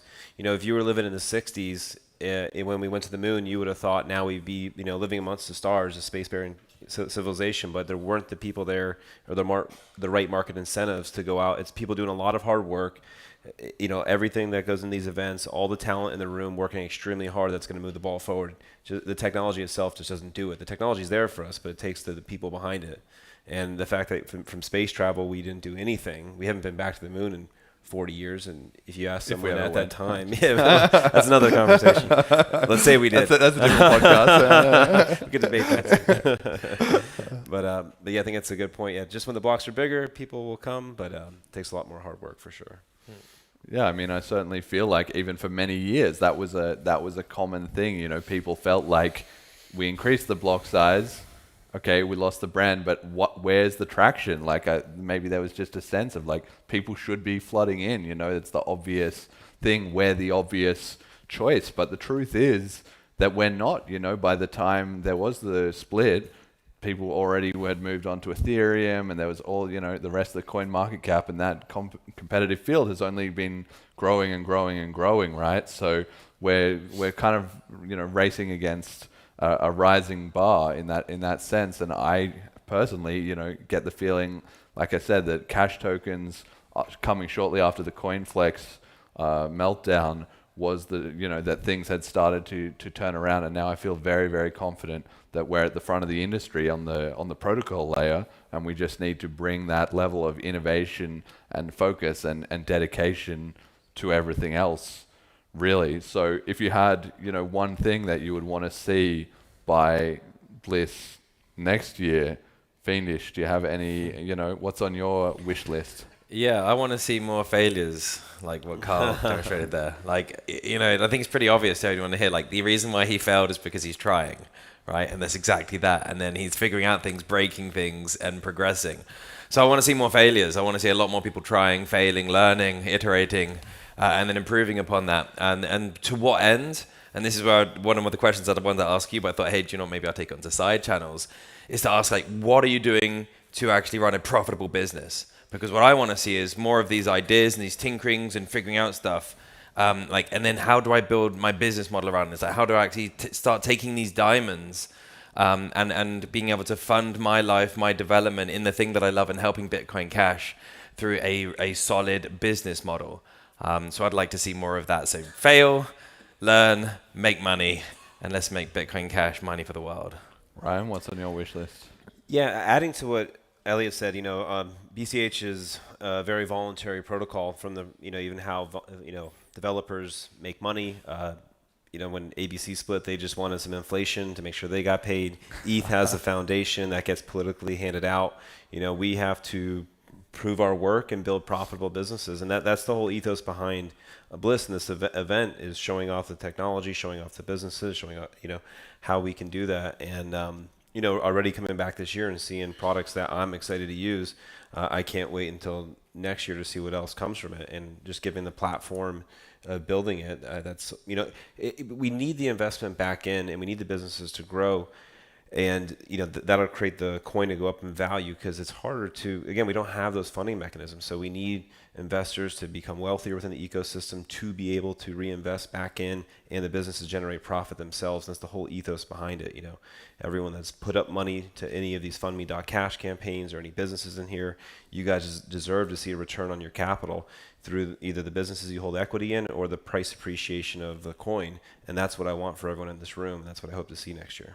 Amazing. Gareth, what do you think next year? What do you want to see? What do you want to see being presented or announced or launching or running in the ecosystem? Okay, one of the things that I mentioned in passing earlier was the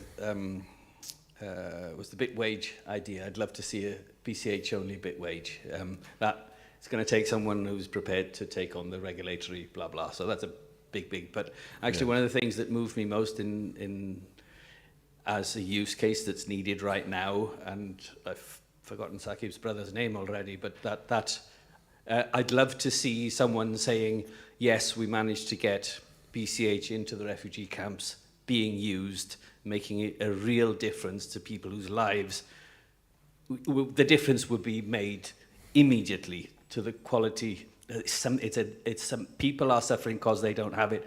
I'll mention the bobs you had there, and you're saying there's 8 million bobs. There isn't 8 million bobs. There are some people who are in a much worse position than Bob, who could use this right now.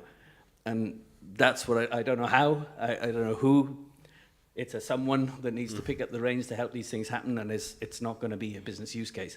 But I still would love to see it happen. Hopefully it can be, hopefully there is a way to, connecting people is always valuable, right? Yeah, maybe. I don't know. But that's one of the things that struck me, and therefore one of the things that I'd love in a year's time to see. Yes, it's making a difference to their lives right now. Well, I just want to. That's what it's all about. It's helping people's lives. And just so you know, like there is some bodies actually that are making that happen. So that isn't just something that was discussed. There is stuff, it's already rolling. 24 hours later, we're going to make people's lives better. What you were mentioning last night, you said you felt like you got into Bitcoin over 20 years ago when you met the gentleman in Sudan, and the economic trouble he had living in an inflationary economy, and then when you saw you're talking about how you saw private keys could speak to each other, just couldn't figure out the double spend problem. Then Bitcoin arrived. You're like, oh my God, this can help this guy in Sudan. And then you shared why you were so touched by that story. I thought that was really really cool, and the ethos behind Bitcoin. Yeah, it's been there since before Bitcoin, and when I discovered it, I have fun with lots of aspects of it, get excited by but at some level, it's those use cases that drive me. Awesome. Yeah, and I think that's what's helped BCH, survive everything that it has, and now starting to thrive. I mean, you said yesterday, people buy why you're doing what you're doing, not how you're doing, and not what you're doing. And I think we're increasingly seeing that, because the Bitcoin Cash community is, despite all of its many trials and tribulations, it is laser focused on that goal of still shipping to 8 billion people. We've not been able to be distracted with any kind of side quests or different narratives. Everyone just goes back to, looks at the white paper, it says here, casual transactions, which are cheap and effective for everyone, right? It's that simple. It's hard to beat some of the strong why. There's a good story of the Wright brothers who first took flight. They just ran a little bicycle shop, and they were reinvesting any money in to try to create a flying device. Meanwhile, simultaneously, the government was funding people to do this. I can't remember the guy's name, but the day that Wright brothers took flight, rather than that gentleman trying to improve upon it or build upon it, he just quit. Yeah. And the little underdogs in their bicycle shop that created it, created the air market we have today, and because they had a stronger why, and that's I think the ethos that you talk about the story of the 300, BCH has a very strong why, and we should carry that on to our businesses as well. Yep. I mean, and I think to the extent we can, we really want to also maybe emphasize that in our messaging. That's something I've heard from talking to people who are here for the first time, is I've had actually several people say to me, I didn't know as much about BCH, or I thought, maybe it would be like about finances or something, but then those humanitarian elements really, stood out to them and made some reconsideration of like, wow, this is not just guys trying to get rich or whatever, and that can get lost in the broader industry that we're in. So it's hard to break through that noise, but it's only by consistently focusing on it that we will be able to make that impact, I think. Yeah.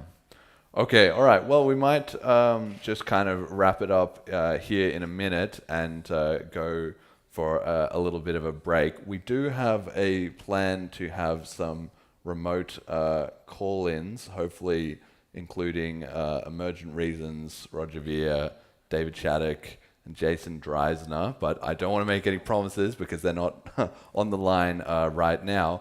But if we have a bit of a break, give everyone a chance to mingle, since the upgrade's in, and it's kind of job done on that front. And then maybe just at 4 o'clock we'll be starting up maybe just some call-ins from them. Yeah. We have Jason at 4:20, Roger at 4:30.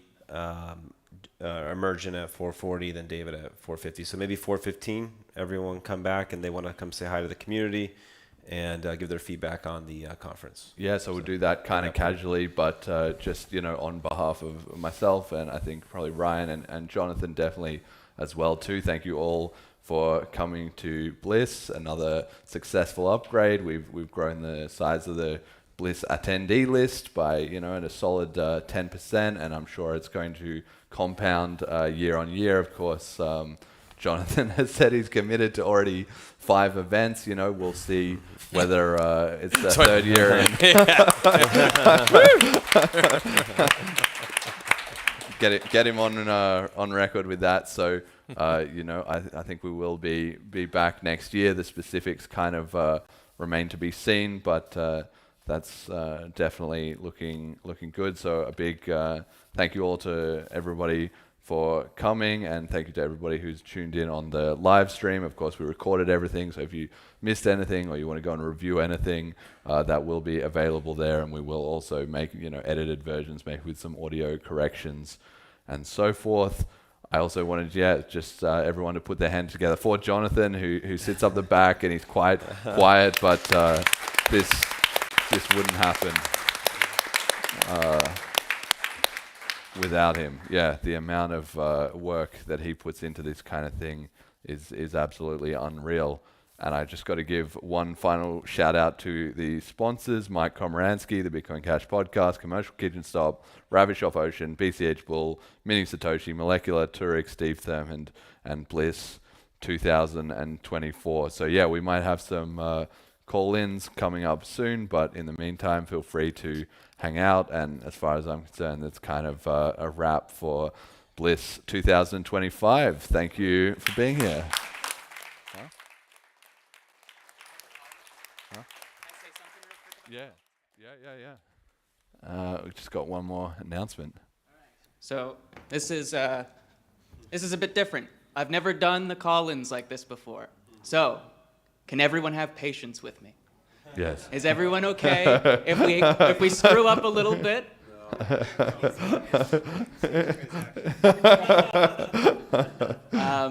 So one of the okay, actually, first off, another round of applause for the organizers here. They did a fantastic job.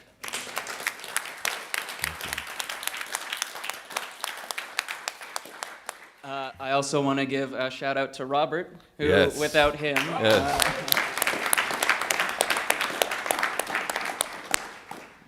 he has been the saving grace to the live stream for this and the audio, all the static he corrected. So yeah, big thank you. Yeah, so I guess the other thing is just like, we're testing things out. I've never done any kind of call-in like that before. I appreciate your patience. If anyone has any suggestions on how to make it smoother, I'm all ears. Thanks. All right, we'll see you at 4:15.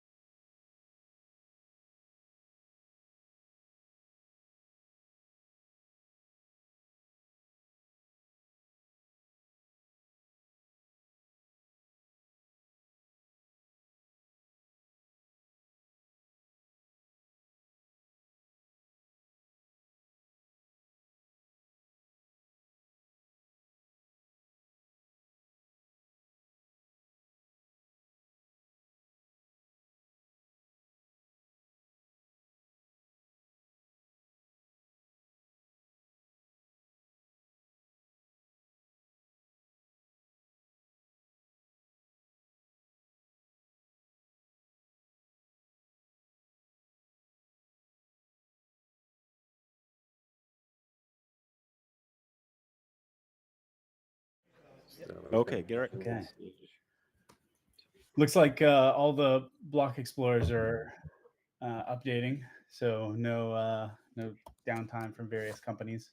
I haven't gotten to look at quite everybody yet, but I think Verde was saying they're stuck on the tip yeah, somehow. Something happened. Yeah. Josh messaged on their node Telegram. Oh, hey, we're on stream now. Nice. We're just about to go live, you said, right? Sweet. Let me just get in the hi, Roger.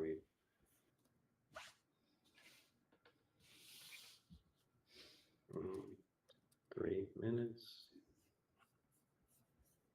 Okay, so in order to avoid an infinite audio feedback loop, Ryan has gone to the I'm just next gonna room. say, please confirm when live. I am going to communicate with them through text. If any of you have any questions, come up to me. I'll type it out to them. Ryan we'll make it work. Okay. All right. Thank you.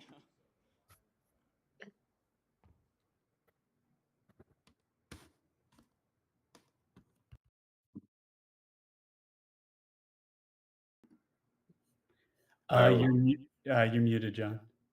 Oh, well, that's ironic. I was just saying I'm gonna have to mute the live stream because I'm hearing it with like a lag of 30 seconds. Gotcha. So. All right, well, gentlemen, we are Yeah, live. we're on. We are live. I am the representative here at BCH BLISS, just hanging out in the after party room, I guess. But we have some special guests here joining us. A couple more are going to be joining us soon.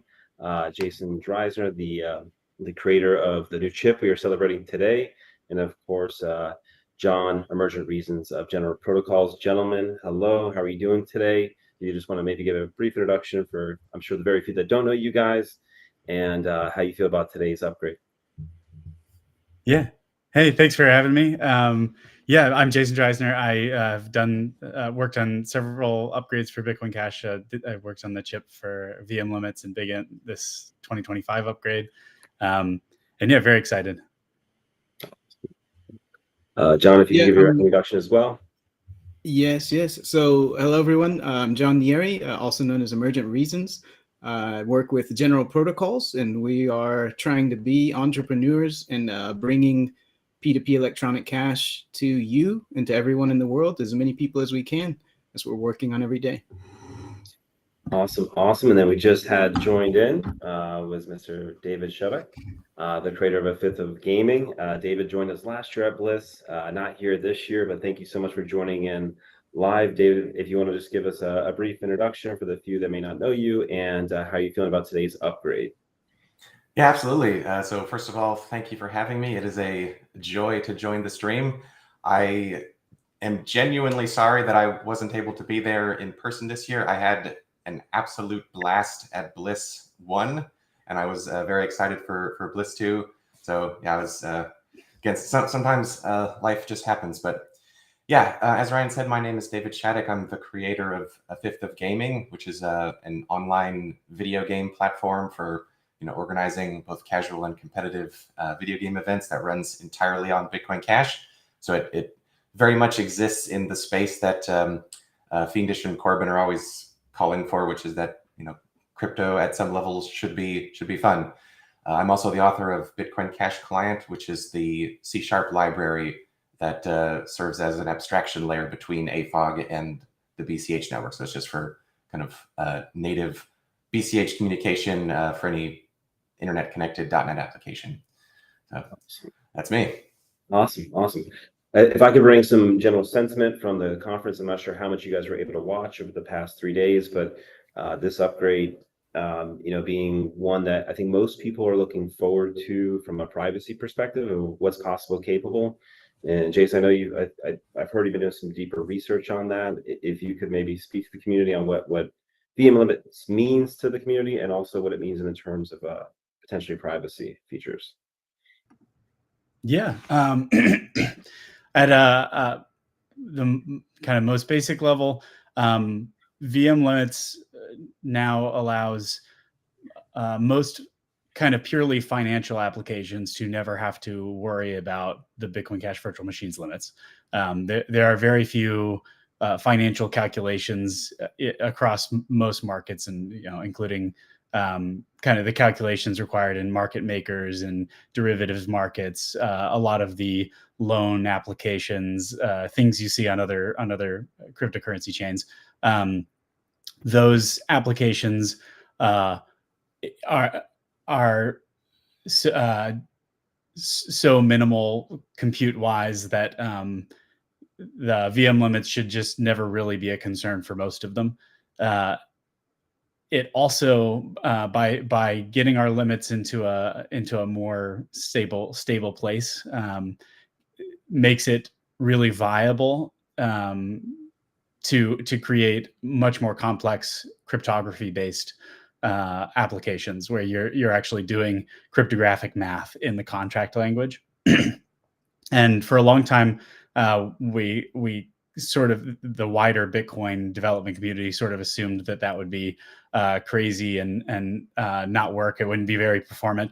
But in general, those are sort of misconceptions. Our programming model, our architecture allows even things that would seem to be inefficient. It allows them to be very highly parallelized, and to not really be a problem for overall network throughput.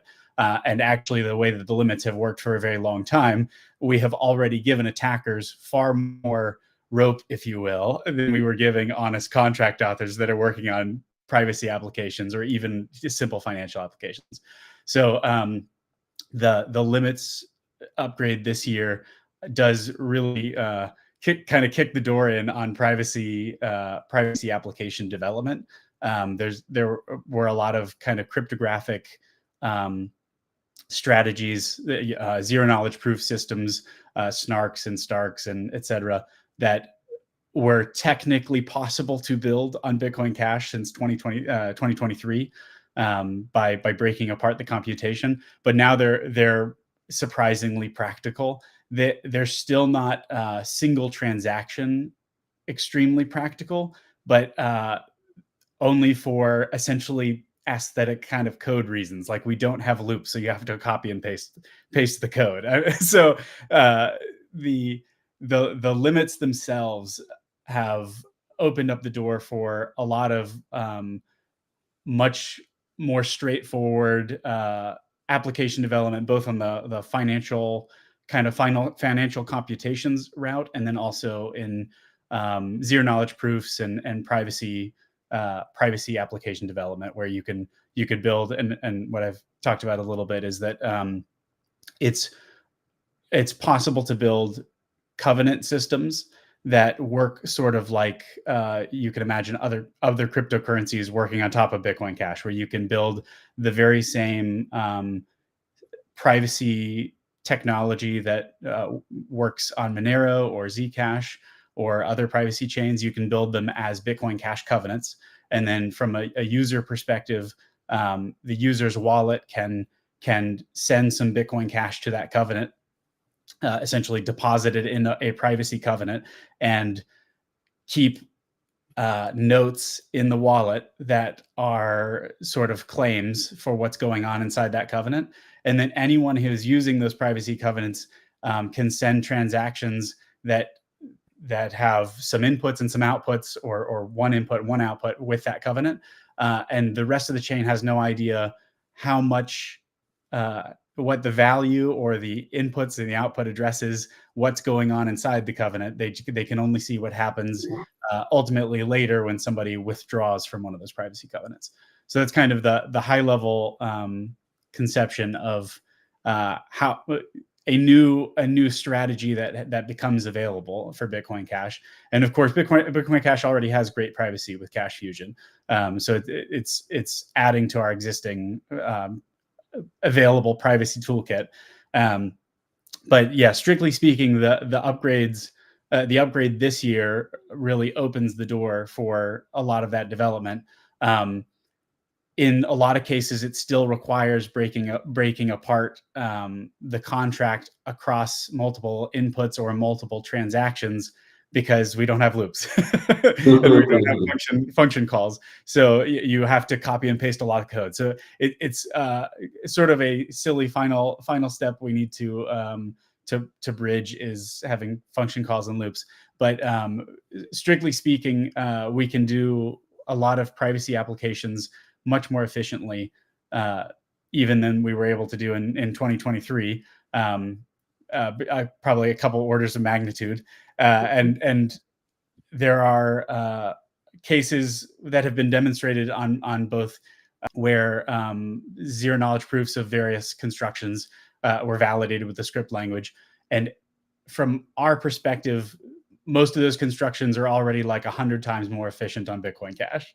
So, you know, they're taking like 28 megabytes of transactions on one of them, or in the on the BTC world, there was a zero knowledge proof, which, you know, was debatable, which was validated in something like 400 transactions, like $600 in transaction fees or something.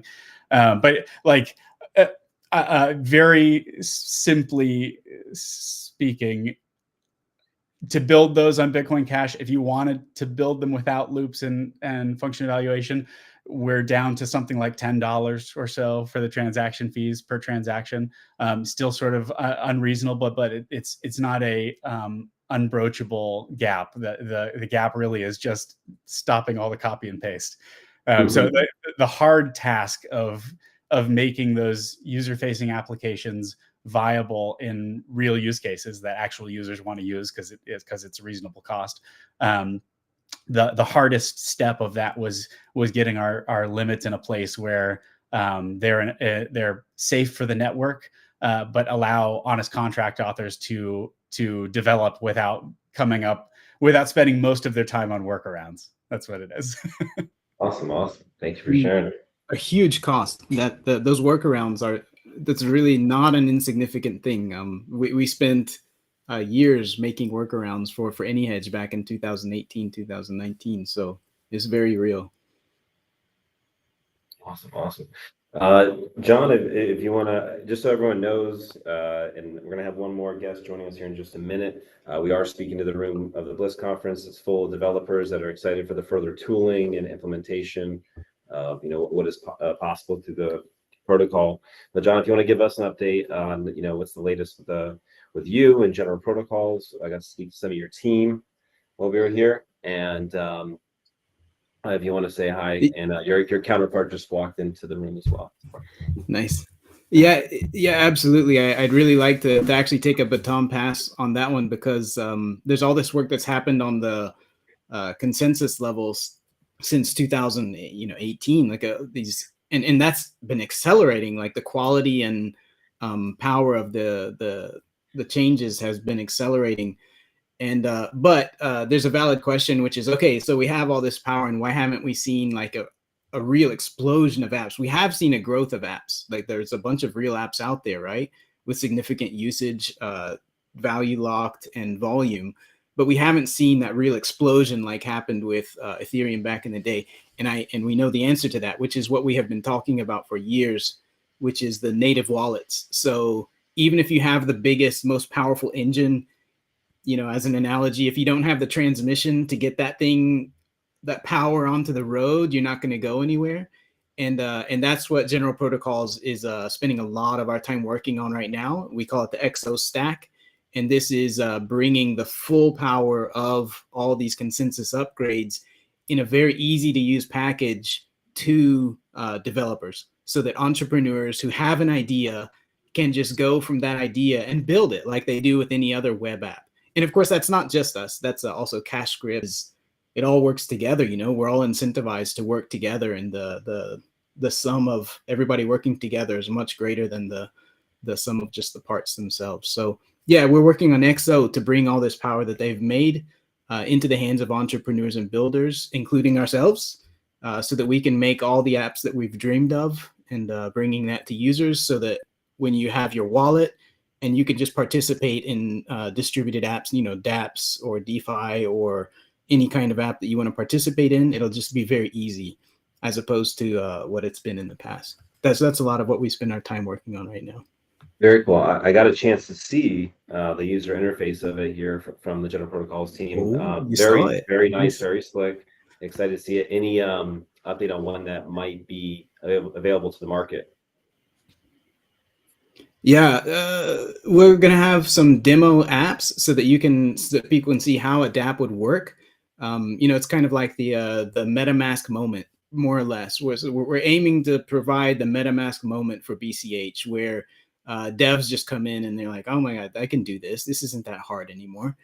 And yeah, so we'll have some dApps that we can put out on the internet, and people will be able to get in there and look at them and try it out and see how it works and see how it works with the video. So that'll be in a few months, and then by the end of the year, we'll have some alpha or beta releases of the stack so that people can start integrating it themselves. Because we're going to release a wallet, the XO wallet, but the real point is the XO stack, right? And this is the whole kind of foundation for us and others to build wallets and dApps with. Very cool. Very cool. David, I remember last year at the upgrade you posted something very cool. I remember, like, you know, the feather in your cap that you're always worried about with BCH was Abla. And you know, the sentiment was, you know, very exciting about the last year that we had taken care of that. And I guess my question: how are you feeling about this year's upgrade? And what is the latest with you, my man? I'm feeling absolutely fantastic about it. You know, shout out to Jason, shout out to everyone else that has contributed code to this project. Congratulations for another silky smooth upgrade. I, you know, am very hesitant to speak about these kinds of things with such an august group here. Like, you know, Jason and John are pretty heavy hitters here. But yeah, generally speaking, I also am very much of the opinion that Bitcoin Cash would do well to have improved privacy tools. Whatever that looks like, encryption is going to be involved. And whenever encryption is involved, big numbers are going to be involved. So just from a layman's perspective, like, yeah, that's, hey, fantastic. But also I want to kind of springboard off of what was off of what Emergent was saying about the possible acceleration of growth of projects spinning up. I too am optimistic for that as a result of this upgrade. If for no other reason, just from my own story, I have to confess, I have not yet tinkered with any of this stuff yet, any of the CashScript stuff. I have safely stayed in my happy place, which is .NET. Like, you know, I'm working in the very unsexy environment of C#, which is where, you know, the sort of corporations that have cubicle farms, they're the people that use C#, and I'm hoping will eventually need what I'm making. But part of the reason I have kind of resisted diving into this is because I keep hearing from the Jasons and the Johns of the world of how much of a hassle it is. Like, this limits, it's just such a nightmare, and there's all these opcode. It's just I'm like, well, let me know when you guys get that sorted, then I'll I'll jump into it. What I meant to say was it's super easy. That's what I meant super to easy. say Yeah, already. we spent years with the workarounds. Like, okay, well, have fun with that. But yeah, so, like, you know, from the outside looking in, what I'm hearing now from these people is like, okay, the road is smoother now. Like, the lazy devs, like the David Shaddix of the world, can now jump in and start playing with it with a much easier spin up. I was very excited to see Sayoshi published recently sort of a tutorial onboarding thing. So I'm going to go into that soon. By the way, Sayoshi, this is still my favorite shirt. Thank you very much for making them. I hope you get back in the shirt business someday. So yeah, all that to say, I am delighted, you know, because thinking back over the years of Bitcoin and Bitcoin Cash's history, having like multiple consecutive, just easy peasy upgrades where the improvements were like carefully discussed, thoroughly researched, exhaustively tested and vetted, and then it just, you know, flip of a switch, the mining of a block, now it's live, and now Moria's running, and it's just, I don't know, everything seems great to me. Maybe I'm just being a stubborn optimist, but, you know, thumbs up from my point of view.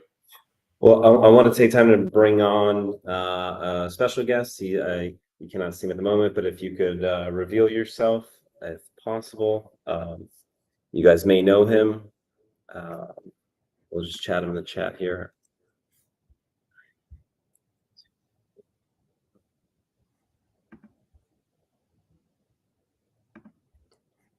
There we go. Mr. Veer. Hello, everyone. So just want to thank you guys for carrying the torch and continuing to push peer-to-peer cash for the entire world. Like, it's such an important thing, and it feels like it's getting more and more important as each month goes by, with the world getting crazier and crazier. Like, the world really needs peer-to-peer electronic cash. And I think every BCH fan is a peer-to-peer cash maximalist of whatever works. And just want to thank all of you for being part of this amazing, amazing, amazing community. Even though I've been distracted by some political nonsense as a political prisoner recently, but I'm hoping to get all of that behind me shortly, because I am 100% innocent, and just want to assure everybody that this is just 100% political nonsense from the Biden era administration, and hopefully the new administration will fix the wrongs of the past about my case. But yeah, hopefully it'll be behind me soon. Yeah, no, the community definitely misses you, Roger. We're actually speaking in front of a live room right now. It's kind of the post conference interview, so that everyone's getting a chance to see you. So it means a lot to the community. I know you're very busy, and hopefully you can join us at a conference here in the. And I just got to note that you got a round of applause from the whole room. They're very, very grateful for you to take the time today. And yeah, I'm sure you're busy. Have you been able to keep up lately with the latest upgrade that Jason brought to the network and the privacy potentials of it? Where are you at following the BCH ecosystem today? I've been trying to follow it as much as I can, but I've been following my lawyer's advice even more, and lots of lawyer phone calls and emails and this and that. And actually, any minute now they're going to call me back with another update, and who knows? Maybe I'll have some good news. I don't know.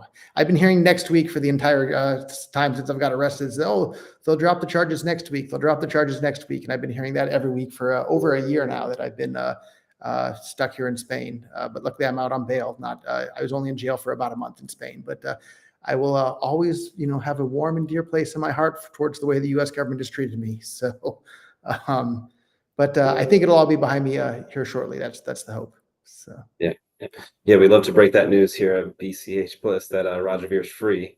That'd be wonderful. But hopefully, maybe next year we'll be able to do that. Now, I've been to Ljubljana multiple times. Like, what an amazing city there too, with just like the cryptocurrency adoption. So special thanks to the guys over at Go Crypto, and Dejan and his whole team have just been amazing at rolling out crypto all across Europe. They've just been incredible, and I was lucky enough to have been one of their investors as well. So that's been a real fun journey with them. Awesome. Well, I'll open up to the panelists. If you guys, I know Roger may be on tight time today. If anyone wants to catch up with him, I'm free until the lawyers call, but the lawyers are going to call in. But if anyone else wants to say hi, Roger, catch up. I do want to say a big thank you. I had prepared, like, because I didn't know if we were going to be like having a conversation or doing like little speeches or whatever, and I had prepared. And one of the big parts of what I had prepared as a little speech was thanks to all the the shoulders of all the giants that we've built upon, because there's a lot of that has happened, and Roger, obviously, I mean, I'm sure everybody here has heard it, but a huge percent of the people involved in BCH were possibly personally onboarded, by Roger, or the messages from you, Roger, and so forth. So there's some very tall soldiers that you gave us to keep going on top of. So thank you so much for that. It's been my pleasure, and I've enjoyed every moment of it as well. And I think it's kind of it shows just how right we are that I've been following a little bit of the recent BTC politics, and basically they're arguing about doing the things that we already did years ago to make BCH more useful, and they're trying to figure out how to undo the problems that they've already caused there. So it just kind of shows that we were right, but early is what it looks like. So. Yeah, I was just telling someone the other day, it's not like it's easy what we've been doing in Bitcoin Cash. It's not like it's been easy, but we knew that it was the right thing to do, and it was the only way to eventually reach the goal, right? So even though it's the hard thing to do, it's the right thing to do. So here we are. Yep. Yeah, and I think that's true in life. Like the right path isn't always the easy path, but I saw so many people like just want to be with the popular club, and they didn't care if it was like the right club or that made sense at all. And that was true, I think, with the Bitcoin forks, and just true in politics as well. Like, so many people want to be on the popular side, even if it doesn't make any sense. And they're scared to call out the emperor for having no clothes. But I think most of the BCH crowd are willing to stand up and do what they think is correct, even if it's not the popular thing at the moment. Yeah, but just an example that Roger at the conference, we had a nano developer here, trying to talk about proof of stake and how potential down the road, security as the security budget runs out, a solution, and like it's a very noble community that like it's adoption or die. This is the protocol we pick. It's a very it's one thing you really appreciate that very to the basics of what we built and going back from even the early Satoshi days. And I saw Jason was, as we're talking about block size times and going deep into early Satoshi paperwork, but just the ethos of peer-to-peer cash. And, but yeah, no, it's adding to what you're saying, John. It's very much, what's the word, philosophically driven, Yeah. And even practically driven. So Roger, I know obviously privacy is a big important topic for you. And I'm not sure how much of what Jason was saying you've caught or the recent discussions in BCH, but the upgrade today, especially the upgrade today, together with the others that have happened in the past, is unlocking the situation on BCH such that we can take on BCH more or less any of the privacy schemes that you see elsewhere, like Monero or Zcash or somebody else who has a privacy scheme that's baked into their consensus. And now we can use that. We can use those protocols on BCH. So you can use the ZK proof based transactions, or you can use the Monero protocol based transactions. We can start to build those apps where people can participate in those at a large scale. So BCH is definitely moving ahead on the privacy front as well. I think you'll appreciate that, and it's something everyone will appreciate. Yeah. Thank you for that, John. My lawyers just texted me. I have to jump in the room with him again and chat with him some more. But thank you all. Hopefully I'll be back full time in the cryptocurrency ecosystem there. And thank you to everybody involved in BCH as well. See you guys. Thank you, Roger. Thank you for joining us. Thank you, Roger. All right. I'm sure the room was happy. Yeah, I can imagine how privacy becomes very easily imagine how that becomes your number one priority when you've got literal governments trying to pry into your business, even though you've done nothing wrong. So, yeah. It's all fun and games until the jackboots come knocking. Yeah. Suddenly, encryption and privacy is very important. Yes. And the nice thing with the ZK proofs is that it's not only about transactions. You can also do information privacy, right? Where if you have some party that you trust to maintain your personal information, you can go to your, the bar or whatever it is, and they say, hey, are you 18? And you provide a ZK proof that, yes, indeed, I am 18 from this trusted source. And you don't get to see all my private data, but you can trust because of this ZK proof that I am indeed 18 years old or whatever the age that you need to pass is, So it's not only about transactions, but it's about identity as well, and being able to have control of your identity and keep it private. It's really powerful stuff that's coming up. Yeah. Another big popular thing at the conference was the stable coins that have been created in the ecosystem. Mariah, I think, is officially launched with what they're calling their V1. What are you guys' thoughts about stable coins in BCH and the way we're building them? Obviously different than like the tethers of the USDCs. Just curious to see how you guys are seeing that ecosystem develop. We'll start with Jason. Yeah, very excited. Bitcoin Cash is particularly well suited for censorship resistant projects of that type. I think we're head and shoulders the most censorship resistant place to deploy stable coins and other similar tech, not just in the for kind of large users, but for average daily users. There are a lot of kind of daily censorship resistance needs that cannot be met if you don't have low transaction fees and pretty good scalability. So for talking about political persecution and that area of human challenges, Bitcoin Cash is in a really good position to offer much more financial freedom than I think than any other cryptocurrency can currently, between proof of work as a censorship resistance feature, where the mining set is has the credible threat of going fully anonymous, and that there is no there are no identities to chase down and threaten from the block validator standpoint. And Bitcoin Cash has a proven history of it not working when you chase down and threaten developers.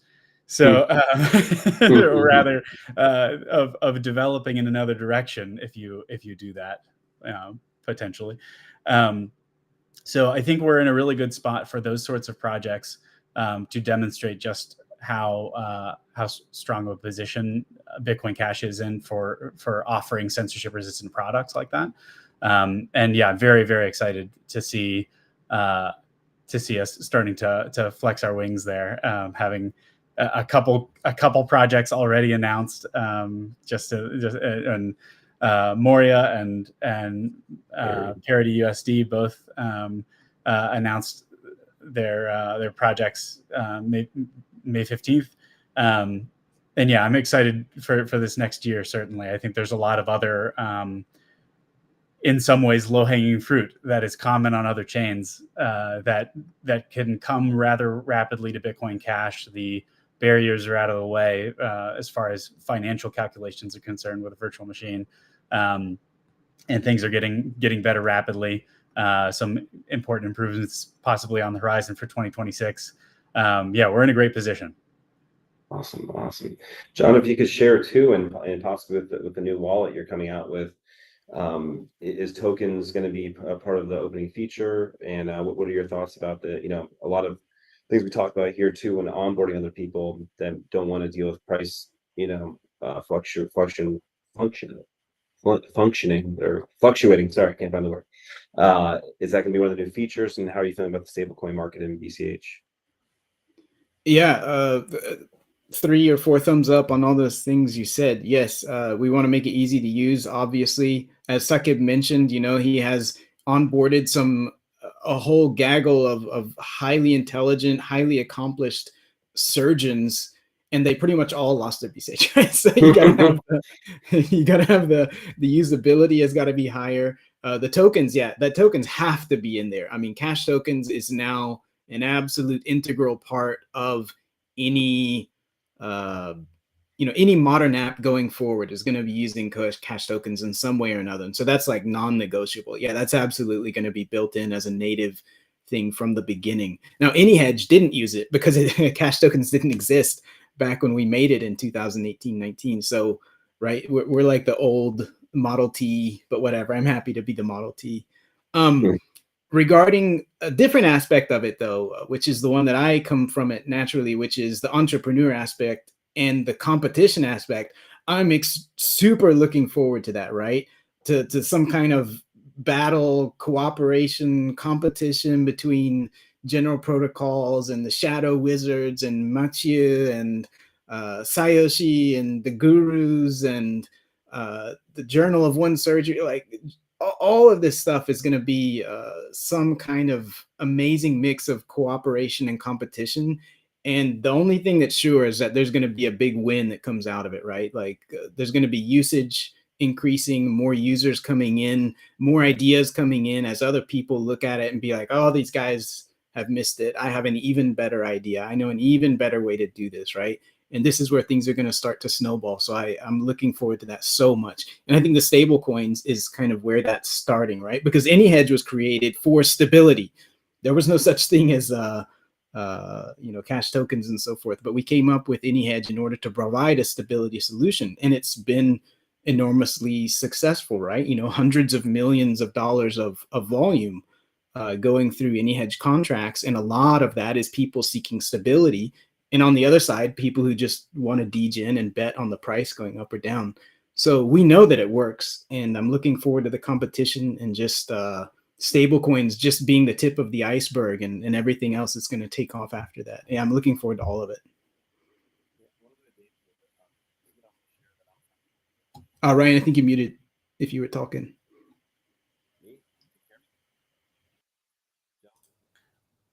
You're very quiet. It's like a whisper.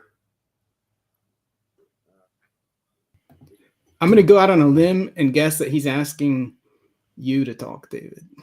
What is it? Same question. The original question was choppy. The question is about stablecoins and if they're awesome and stuff. Cool. Yeah, I happily speak to that. Yeah, so I was very excited at BLISS last year with the announcement of Moria. I like stable coins, whether we like it or not, are a very important part of the cryptocurrency space, at least until we reach the end of the fiat era, which I think is probably still a ways off. But even then, stable coins can be linked to other things. But anyway, the big problem with, I'll call them the primary stable coins, the Tethers and the USDCs of the world, is that they are fundamentally just hundreds of billions of IOUs that are floating around out there. And the inherent value of those IOUs is a function of how much the issuers are willing to pay when people come knocking asking for their things to be redeemed. Now, for, I don't know, 7 years have been telling people that their Tether's going to collapse any day now, but they're still chugging along. So who knows how much longer that's going to be. But fundamentally, decentralized stablecoins, I think, are very important and very valuable. I was a big fan of DAI, like the MakerDAO contract and the DAI mechanism several years ago, back when I was tinkering in the Ethereum space. If for no other reason that it provides a mechanism by which people can unlock and put to use their collateral, their capital that they have in cryptocurrency without losing their exposure to the price fluctuations. Like, you know, I like very much Bitcoin Cash, and I very much want to have some of it in my possession, but it would also be nice if I could, you know, put some of that value to work doing other things. And a system like Moria is fantastic for that. And I was very excited this year to see parity being announced, because healthy competition is always fantastic. Like if some problem is discovered in one, there's another one. The two teams can collaborate and challenge each other to be better. And whenever there's competition kind of in a free and open space, inevitably there's going to be improvement. Iron sharpens iron, so to speak. So all that to say, I was very happy with the announcement yesterday that Moria is actually live today, and there's already been like tens of thousands of MUSD coins minted. So congratulations to that team. Yeah, I'm excited to see what comes next. All right, can you guys hear me now? Oh yeah, there you are. Much better. All right, much better. Sorry. So yeah, I think the lending feature of it's like super interesting. You know, me as a business owner, you know, that we hold Bitcoin Cash on our balance sheet, and being able to access that for other things without losing exposure to the potential upside and have reasonable liquidation levels. It seems like a no-brainer from a business perspective. So I think it's game changing. But gentlemen, we're probably going to have to unfortunately move to closing statements because the conference has dinner in about 5 minutes. So if you guys just want to give a closing send off to the community, and thank you so much for popping in and joining us at BLISS here. We really appreciate it. So we'll start back with Jason in the order we've been going. Yeah, well, congratulations everyone again. Thank you to everybody who contributed on the chips, and thanks especially to Callan and the node developers, various implementations who had great feedback and did a lot of work on the actual deployment here. And yeah, keep on building. I'm very excited to see this next year of development. Thank you for sharing, John. Yes, thank you. So congratulations to Bitcoin Cash, to the whole ecosystem on another upgrade, another successful, super smooth, high benefit, low cost upgrade. It's amazing. And already people have practically just absorbed from the builder and entrepreneur's perspective, right? The whole VM limits is already it's already there. And we're already on thinking about the next things and the chip authors and so forth. So it's absolutely amazing to have that stability and everybody just moving ahead and looking forward. So congratulations to everyone on yet another year of stability and success. And I also wanted to make a quick shout out to a handful of people as well as everyone in whole. But Imagineer username, who was absolutely instrumental in the middle of the chaos that we have been through in the past, realizing that we really needed a process to replace what we had before, the benevolent dictator or whatever you want to see it as before. So thank you again so much to him for really clearly seeing that and getting us to a better place with the chip process and convincing us that it's an important thing. And of course, to all the chip writers, Jason, Bitcoin Cash authors, Tom Zender, Jonathan, everyone who's been involved with the chip writing and all those details of the actual changes that we're going to do. Fantastic success there. I kind of see it, I think, a little bit similar to Jason, kind of carving this masterpiece of P2P electronic cash for the world. And I think we're doing a bang up job of that. So congratulations to everyone and thank you to them.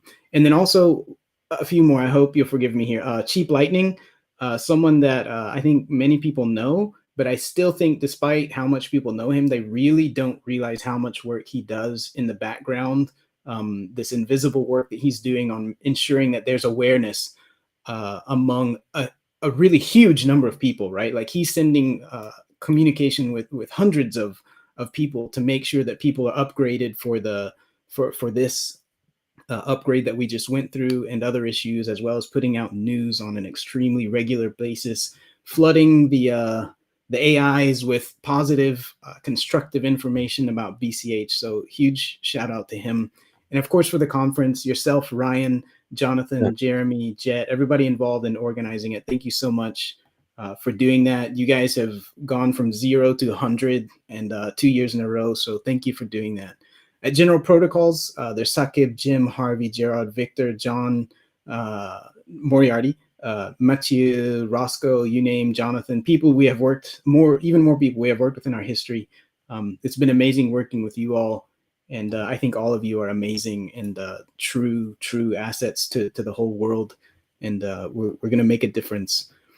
So that's mostly it. Of course, there's so many other people to mention. I can't mention everybody, but we're all taking part of it, making sure that this P2P electronic cash thing happens, sales, marketing, development, art, music, social media, memes, and whatever it is that you can do well, it's all part of it. So yeah, keep doing your thing. Thank you, everybody. Thank you for sharing, John. Appreciate it, man. And David, send us off, my man. Yeah, absolutely. I will keep it short. I know the food at the hotel there is amazing, and you guys must be hungry. It's dinner time, so yeah, I think John mentioned everyone, but I will.